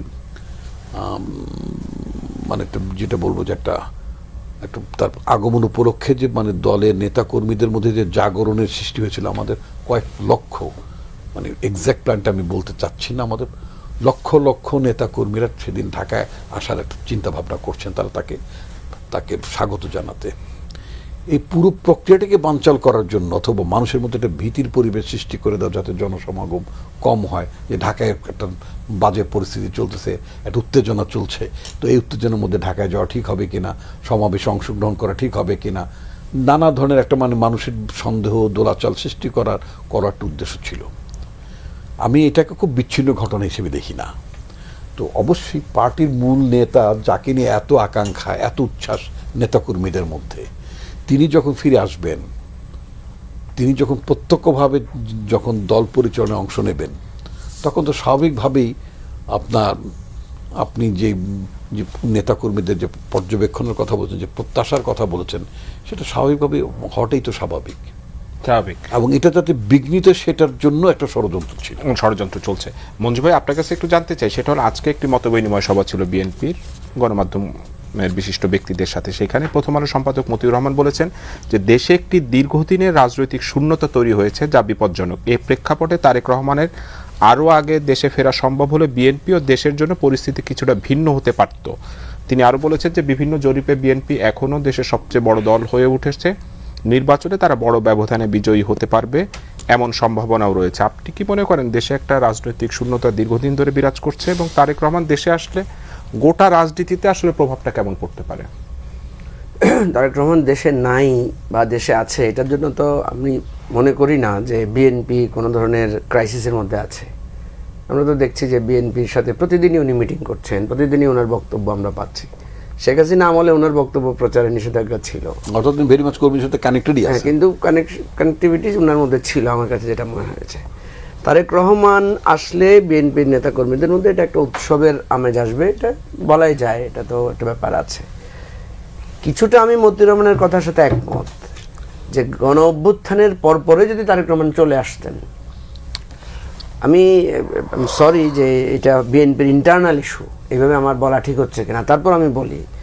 যেমন ধরেন, যখন গণ অভ্যুত্থানের পরে সেনাবাহিনী প্রধান সব রাজনৈতিক নেতাদেরকে ডাকার পরে লিডটা নেওয়ার কথা ছিল বড় দল হিসেবে বা সিনিয়র পলিটিক্স হিসেবে, পলিটিক্যাল পার্টি হিসেবে বিএনপি, যে এখন আমরা কি করব, এখন কোন পদ্ধতিতে আমরা এই সলিউশনটা করব। তখন বিএনপি নেতৃবৃন্দের সিদ্ধান্ত দেওয়ার বা একটা লিড নেওয়ার পজিশন ছিল না। যদি তারেক রহমান উপস্থিত থাকতেন সেদিন, তাহলে হয়তো একটা কমিউনিকেশন করে একটা সিদ্ধান্তের জায়গায় পৌঁছা যেত।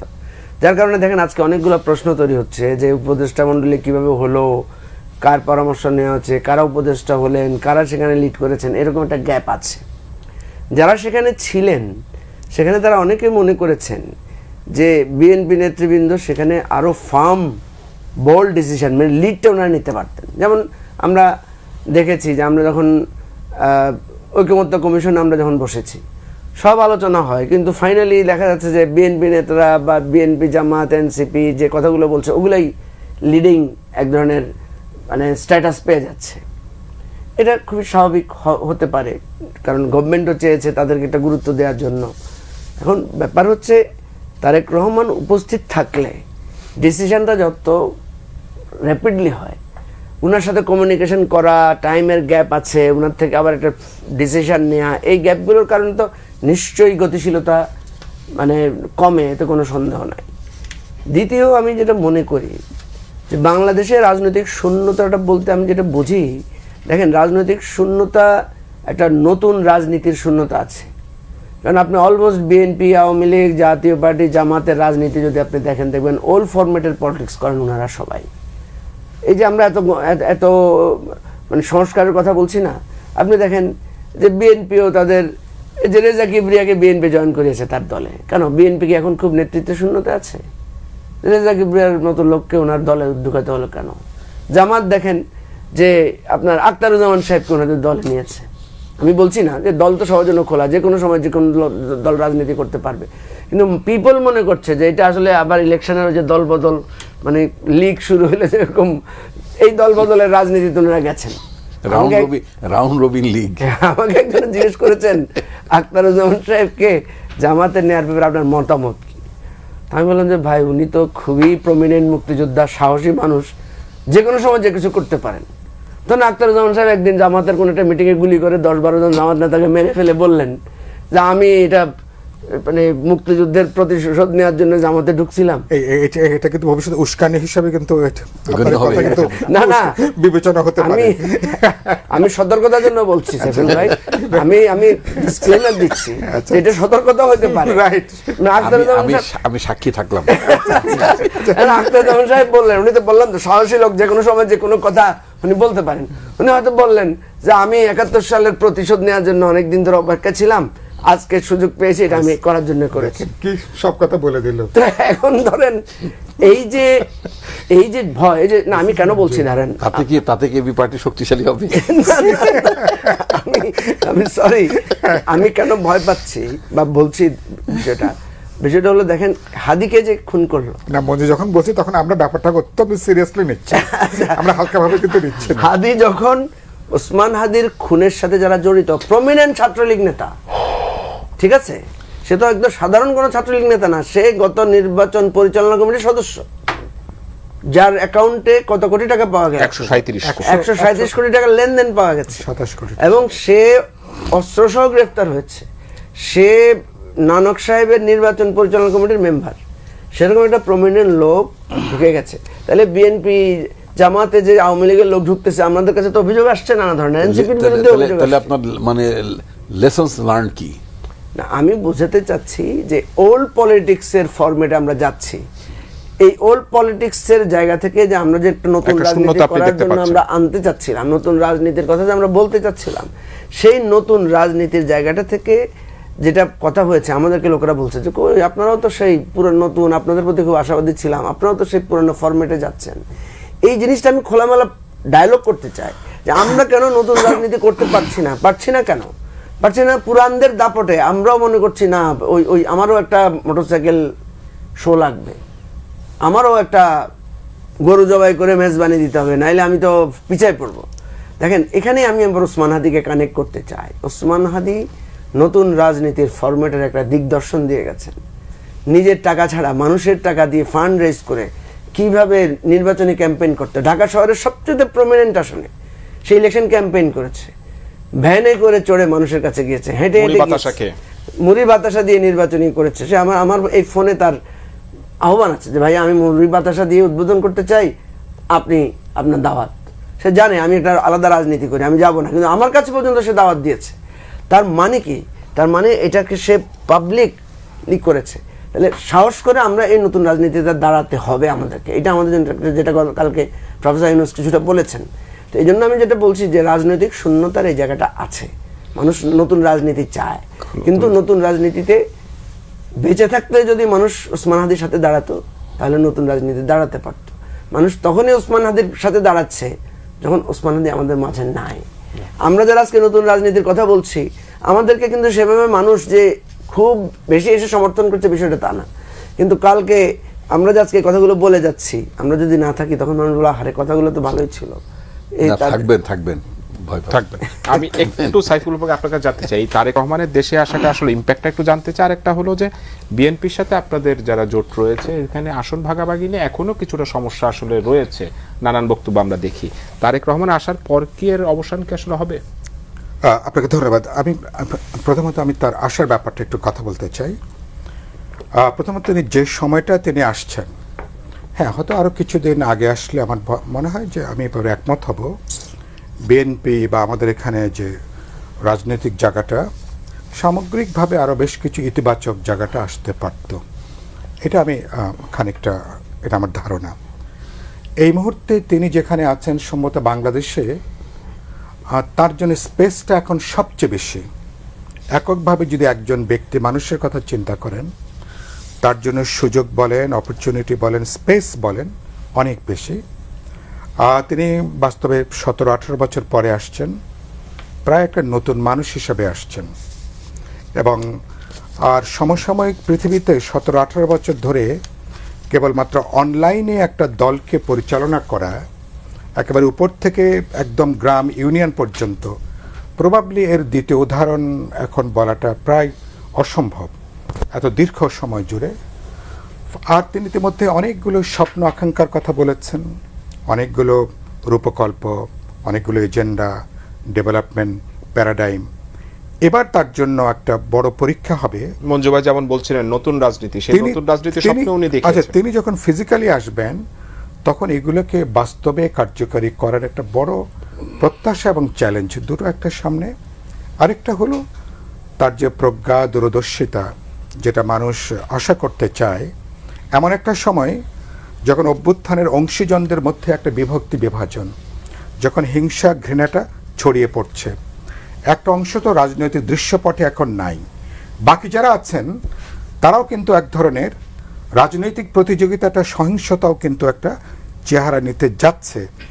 অনুমান, লক্ষণ, ঢাকার বাইরে নানা সহিংস মহড়া, সশস্ত্র মহড়া আমরা কিন্তু দেখছি। তো এরকম একটা সময় বলতে পারেন এই অনৈক্য বিভাজনে দাঁড়িয়ে আমাদের প্রতিযোগিতা থাকবে, কিন্তু এরকম একটা সমাজে তিনি একটা গুরুত্বপূর্ণ ভূমিকা পালন করতে পারেন। তিনি যেমন বিএনপিকে নেতৃত্ব দেওয়া, একই সাথে রাজনৈতিক দলগুলোর মধ্যে একটা রাজনৈতিক একটা নতুন ডায়ালগ, একটা সম্পর্ক, এটাকে ধরুন রিবিল্ড করা, একটা সম্প্রীতির জায়গাটা তৈরি করা, সব কিছু তো যেটা আছে না, ধরুন অনেক প্রশ্নে বিতর্ক থাকবে। স্বাধীনতা, সার্বভৌমত্ব, জাতীয় নিরাপত্তা, আমার ভোটের প্রশ্ন, গণতান্ত্রিক অধিকারের প্রশ্ন, একটা ডেমোক্রেটিক ট্রানজিশনের প্রশ্ন। এই প্রশ্নে কিন্তু তিনি একটা অসাধারণ ভূমিকা পালন করতে পারেন আমাদের এই হিংসা, বিভাজন, বৈরিতার মধ্যে একটা ন্যূনতম একটা ঐক্যের একটা সেতুবন্ধনের ক্ষেত্রে। এবং সেটা করার ক্ষেত্রে আরেকটা খুব গুরুত্বপূর্ণ কথা বলতে চাই, সেটা হচ্ছে যে যেটা বললেন যে একটা নতুন রাজনীতির কথাটা। হ্যাঁ, বিএনপি 31 দফা, আমাদের গণতন্ত্র মঞ্চে ছিল 14 দফা, বিএনপির 27 দফা, এটাকে আমরা 31 দফায় আলাপ আলোচনা করে আমরা এসেছি। এখন এবার যখন আমরা ঐক্যমত কমিশনে গেছি, এর বাইরেও আরও অনেকগুলো নতুন প্রশ্নে আমরা একমত হয়েছি। তো বিএনপির জন্য বড় পরীক্ষা হবে আগামী ফেব্রুয়ারির যে নির্বাচন, একই দিনে গণভোট। সেই গণভোটে আমি অবশ্যই মনে করি আমাদের গণভোটের প্রশ্ন উত্থাপনে কিছু আপত্তি থাকলেও, স্ট্রং রিজার্ভেশন থাকলেও, গণভোট হাঁ ভোটে জয়যুক্ত হবে, এটা নিশ্চয়ই আমরা দেখতে চাইব। এবং বিএনপি হাঁ ভোটের পক্ষে কাজ করবে, এই কথাটা আমি দেখতে চাইব। কারণ ওটা যদি কোনোভাবে ওটা যদি বিপর্যস্ত হয়, যদি না প্রশ্ন ওঠে, যদি সংখ্যাগরিষ্ঠ হয়, অভ্যুত্থান, অর্জন, জুলাই সনদ, ভবিষ্যৎ ট্রানজিশনের ক্ষেত্রে সেটা কিন্তু বড় ধরনের প্রশ্নের জায়গাটা কিন্তু তৈরি করবে। ফলে তিনি পুরো ঐক্যের ক্ষেত্রে, পার্থক্যের পরও কীভাবে ঐক্যের জায়গাটা তৈরি করা যায়, এই ভূমিকাটা তাকে কিন্তু পালন করবার একটা প্রশ্ন আছে। আর দল হিসাবে আমি যেটা দেখতে চাইব যে বিএনপির মধ্যে তিনি চেষ্টা করেছেন একটা যৌথতা, এত 5,500 মাইল দূরে থেকেও একটা যৌথ নেতৃত্বের জায়গাটা গড়ে তোলা। বাস্তবে কিন্তু এখনো পর্যন্ত, এটা আমার বলতে দ্বিধা নেই, এখনো কিন্তু অনেক কিছু কিন্তু তাকে কেন্দ্র করেই কিন্তু মূলত। এটা একদিকে সক্ষমতার প্রশ্ন, আবার একদিকে একটা দলের একটা দুর্বলতার কিন্তু প্রশ্ন। ফলে এটাকে একটা এই ধরনের এই অভ্যুত্থানের পরে যদি যৌথ নেতৃত্বের হতে, যেটাকে আমরা বলি কালেকটিভ লিডারশিপ, যেটা বলি in terms of thinking, in terms of idea. হ্যাঁ, কাউকে না কাউকে, ইতিহাস তো সময় কাউকে নেতা বানায়, সময় কাউকে সামনে আনে, কেউ একটা সময়কে ধারণ করে, একটা যুগকে ধারণ করে। এবং ইতিহাস তিনি তখন ব্যক্তি হিসেবে এক ধরনের পার্সনিফিকেশন হয়, সেটা আমরা জানি। কিন্তু এটাও কিন্তু একটা কালেকটিভ জায়গাটা, এটা তার জন্য বড় একটা চ্যালেঞ্জের প্রশ্ন হবে। কারণ তিনি যে টিমের সাথে তিনি কাজ করছেন, তারা বয়সে অধিকাংশই তার কিন্তু সিনিয়ররা, এই স্ট্যান্ডিং কমিটি যারা আছেন। ফলে এই জায়গাটাকে তিনি ইতিমধ্যে 17 বছর এই টিমের সঙ্গে তিনি যে প্রজ্ঞা নিয়ে তিনি কাজ করছেন, দেশে আসার পরে এই টিমের সাথে নতুন যারা যুক্ত হচ্ছেন, একটা বিশাল সবাইকে দলকে নিয়েই নেতৃত্ব আসলে প্রদান আপনি করা। যেটা বলছিলেন যে এবং collectively শুধু কাজ তাকে করা। না, এবং বাদ বাকি লিডারশিপকে, দেশের বাকি লিডারশিপকে কিভাবে তিনি অর্কেস্ট্রার মধ্যে ডেমোক্রেটিক ট্রানজিশনে যুক্ত করবেন, এই প্রজ্ঞা তাকে দেখানোটা কিন্তু অত্যন্ত কিন্তু জরুরি হবে। মানে জরুরি হবে। মানে ফরিদ, আপনার কাছে একটু জানতে চাই যে মানে ফেব্রুয়ারিতে নির্বাচন, আগামীকালকেই প্রধান উপদেষ্টা বিকাল 4টায় ভোটের গাড়ির প্রচারণা শুরু করবেন সরকারিভাবে। 4টায় উনি ভিডিও বার্তার মাধ্যমে এই কার্যক্রম উদ্বোধন করবেন। আজকে নির্বাচন কমিশনের 3 বাহিনী প্রধানের সাথে প্রধান নির্বাচন কমিশনের একটা বৈঠক হয়েছে এবং বিকেলবেলা আইন শৃঙ্খলা বাহিনীর সাথে হয়েছে। এই বৈঠকের পর একজন নির্বাচন কমিশনার বলেছেন যারা নির্বাচনকে বিঘ্নিত করতে চায় তাদের টার্গেট শহর এলাকা, তারা জনমনে আতঙ্ক তৈরি করতে চায়। চোরাগুপ্তা হামলা ঠেকাতে আইন শৃঙ্খলা বাহিনীকে নির্দেশ দেওয়া হয়েছে। সুষ্ঠু নির্বাচনের জন্য সবগুলো বাহিনী আসলে প্রস্তুত রয়েছে। আপনারা কি আশ্বস্ত? আশ্বস্ত হওয়াতে একটু কঠিন। আশ্বস্ত হওয়ার মতো যেই ধরনের দায়িত্বশীল আচরণ এবং যেই ধরনের দায়িত্বশীল ভূমিকা নেওয়া দরকার, এটা নির্বাচন কমিশন এবং সরকার দুই পক্ষ থেকেই যথেষ্ট ঘাটতি দেখা গেছে। যেমন নির্বাচন কমিশন প্রসঙ্গে আমি বলতে চাই, ওসমান হাদির ঘটনাকে নিয়ে একটা বক্তব্যের মধ্যে উনি যেভাবে তাচ্ছিল্যের সুরে বক্তব্য দিয়েছেন, উনিও কিন্তু মারাত্মক প্রশ্নবিদ্ধ আচরণ করেছেন। এটা কার কথা বললেন? প্রধান নির্বাচন কমিশনার, প্রধান নির্বাচন ওসমান হাদির কমিশনার মৃত্যু নিয়ে উনি বললেন এক এটা বিচ্ছিন্ন ঘটনা একটা উল্লেখ বিচ্ছিন্ন করেছেন। ঘটনা, এবং উনি ও একটা আচ্ছা, হাসি দিলেন। আমি যেটা খুবই আমি খুবই বলেছি। মানে আশঙ্কাজনক। কারণ ওই ঘটনাটা মানে ওসমান হাদিকে গুলি করাই হয় হচ্ছে তফসিল ঘোষণার পরের দিন। তা আমরা জানি যে তফসিল ঘোষণার পরে কিন্তু নির্বাচন কমিশন হচ্ছে গিয়ে মোস্ট রেসপন্সিবল মানে সাংবিধানিক প্রতিষ্ঠান। সেই জায়গা থেকে যে কোনো ধরনের ঘটনার দায় তো নির্বাচন কমিশন এড়াতে পারে না। কারণ নির্বাচন কমিশন চাইবা মাত্র যে কোনো ধরনের সমর্থন সহযোগিতা তাকে দিতে বাধ্য থাকবে সরকার। এটাই তো হচ্ছে আইন। ব্যবস্থা। কিন্তু বাস্তবে আসলে কতটা কিন্তু হয় সেটাও দেখার বাস্তবে না হলে সেটা তাকে জনগণের সামনে বলতে হবে। বাস্তবে না হলে সেটা তাকে জনগণের সামনে বলতে হবে। তারা তো কোনো কমপ্লেইন করেনি যে তাকে কোথাও অসহযোগিতা করা হচ্ছে কিংবা কোনো নির্বাচনের কি বলে কোনো নিরাপত্তার শঙ্কা তারা দেখতে পাচ্ছেন, এটাও তারা কমপ্লেইন করেননি। তাহলে এরপরেও ওনারা এই ধরনের ঘটনাটাকে খাটো করে দেখে এবং একজন প্রার্থী, সম্ভাব্য একজন প্রার্থীর উপরে যে হামলা, ওই সময় তখনও তো হাদি মারা যায়নি। তো এইটার পরে নির্বাচন কমিশনের আচরণ এবং ভূমিকা দুইটা নিয়ে কিছুটা আশঙ্কা রয়ে গেছে। আমি যেটা মনে করি সেটা হচ্ছে যে নির্বাচন কমিশন এবং সরকার, ইভেন রাষ্ট্র, তাদের প্রত্যেকের ভূমিকার ব্যাপারে আমার ব্যক্তিগতভাবে অনেক আশঙ্কা আছে। কারণ আমি পুরোপুরি আস্থা রাখতে পারি না তাদের উপরে। কারণ আমি দেখি যে আসলে পুরনো রাষ্ট্রটাই এখন আছে, তো আমার চোখের সামনে আমি বারবার ওটা দেখতে থাকি। পুরোপুরি আমি আস্থা রাখতে পারি না, কিন্তু আমি আস্থা রাখতে চাই বাংলাদেশের জনগণের উপরে এবং আস্থা রাখতে চাই এই জুলাই গণ অভ্যুত্থানে আমরা যারা অংশীদার ছিলাম তাদের উপরে আমি আস্থা রাখতে চাই। একবারে শেষ দিকে আপনি যদি 30 সেকেন্ডে আরেকটা প্রশ্নের একটু জবাব আপনার কাছে নিতে চাই যে জাতীয় পার্টিকে তো আপনারা নির্বাচনের বাইরে রাখার দাবি জানিয়েছিলেন, জাতীয় পার্টির পক্ষ থেকেও কিন্তু মনোনয়নপত্র কেনা শুরু হয়েছে। এটাকে আপনারা কিভাবে দেখছেন? তাদেরকে নির্বাচনের বাইরে রাখতে চান? এটা রাজনৈতিক সিদ্ধান্তের ব্যাপার। এখন আমরা তো চাই, কারণ আমরা তো মনে করি যে এই যে হাসিনার যে ফ্যাসিবাদ, এই ফ্যাসিবাদের প্রত্যেকটা মোড়ে মোড়ে হাসিনাকে বৈধতা দিয়েছে জাতীয় পার্টি। 14 নির্বাচন বলেন, 24 নির্বাচন বলেন, 18 নির্বাচন বলেন, কিংবা ধরেন পঞ্চদশ সংশোধনী যখন করা হচ্ছে, পাশ করা হচ্ছে, ত্রয়োদশ বাতিল করে, ওইখানে কি জাতীয় পার্টি ভোট দেয় নাই? 2011-তে ওইখানে যদি জাতীয় পার্টি ভোট না দিত, তাহলে তো ধরেন অন্তত তাকে আপনি বলতে পারতেন, ওইটা তারপরে পাশ হয়ে যেত, কিন্তু অন্তত আপনি বলতে পারতেন যে না, সে এই ধরনের একটা ফ্যাসিবাদের দিকে যে যাত্রা, সেই যাত্রাপথে সে তার বিপক্ষে ছিল। সেটা করে নাই। 14 সালের যে নির্বাচন, একক নির্বাচন, 153 জন আগেই এমপি হয়ে গেল, সেই নির্বাচনে তারা অংশগ্রহণ করেছে এবং তৎকালীন জাতীয় পার্টির চেয়ারম্যান প্রধানমন্ত্রীর বিশেষ দূত হয়েছেন ওই ক্যাবিনেটে তাদের মন্ত্রী ছিল। পরের ক্যাবিনেটে ছিল না, কিন্তু 8 ক্যাবিনেট এবং 14 ক্যাবিনেটে তাদের মন্ত্রী ছিল। এবং প্রতিবারই তারা আওয়ামী লীগের সাথে নেগোসিয়েশন করে তাদের আসন ছাড় নিয়ে 10, 15, 20, 30 জন পর্যন্ত তারা পার্লামেন্টে পাঠিয়েছে। প্রত্যেকটা বাড়ি তারা বৈধতা দিয়েছেন এবং 24-এও তারা 11 জন ছিলেন। 24-এর ডামি নির্বাচনে তারা 11 জন ছিলেন এবং এই 11 জন পদত্যাগ করছে কিন্তু 5 তারিখের পরে, কিংবা যখন সংসদ ভেঙে দেওয়া হচ্ছে তারা পদত্যাগ করছে না, তাদেরকে সংসদ ভেঙে দেওয়া হচ্ছে। তো পুরোটার দায় জাতীয় পুরোটার পার্টিকে দায় নিতে জাতীয় হবে। পার্টি এবং 14 দলকে তো নিতেই হয়। নিতেই হবে। তো আমার সময় স্বাভাবিকভাবেই একেবারে শেষ এই করে প্রশ্ন থেকে যাবে। এখন আমি মনে করি এটা রাজনৈতিক সিদ্ধান্তের প্রশ্ন। আমরা রাজনৈতিক দলগুলো যদি মনে করি তাহলে এটা ম্যাটার অফ 1 আওয়ার। 1 আওয়ার। আমার সময় একেবারেই শেষ। আপনাদের চারজনকে অসংখ্য ধন্যবাদ। দর্শক, এতক্ষণ দেখছিলেন এন মোহাম্মদ নিবেদিত পাবলিক পার্লামেন্ট অনুষ্ঠান। আজকের মতো এখানেই বিদায় নিচ্ছি। সবাইকে ধন্যবাদ।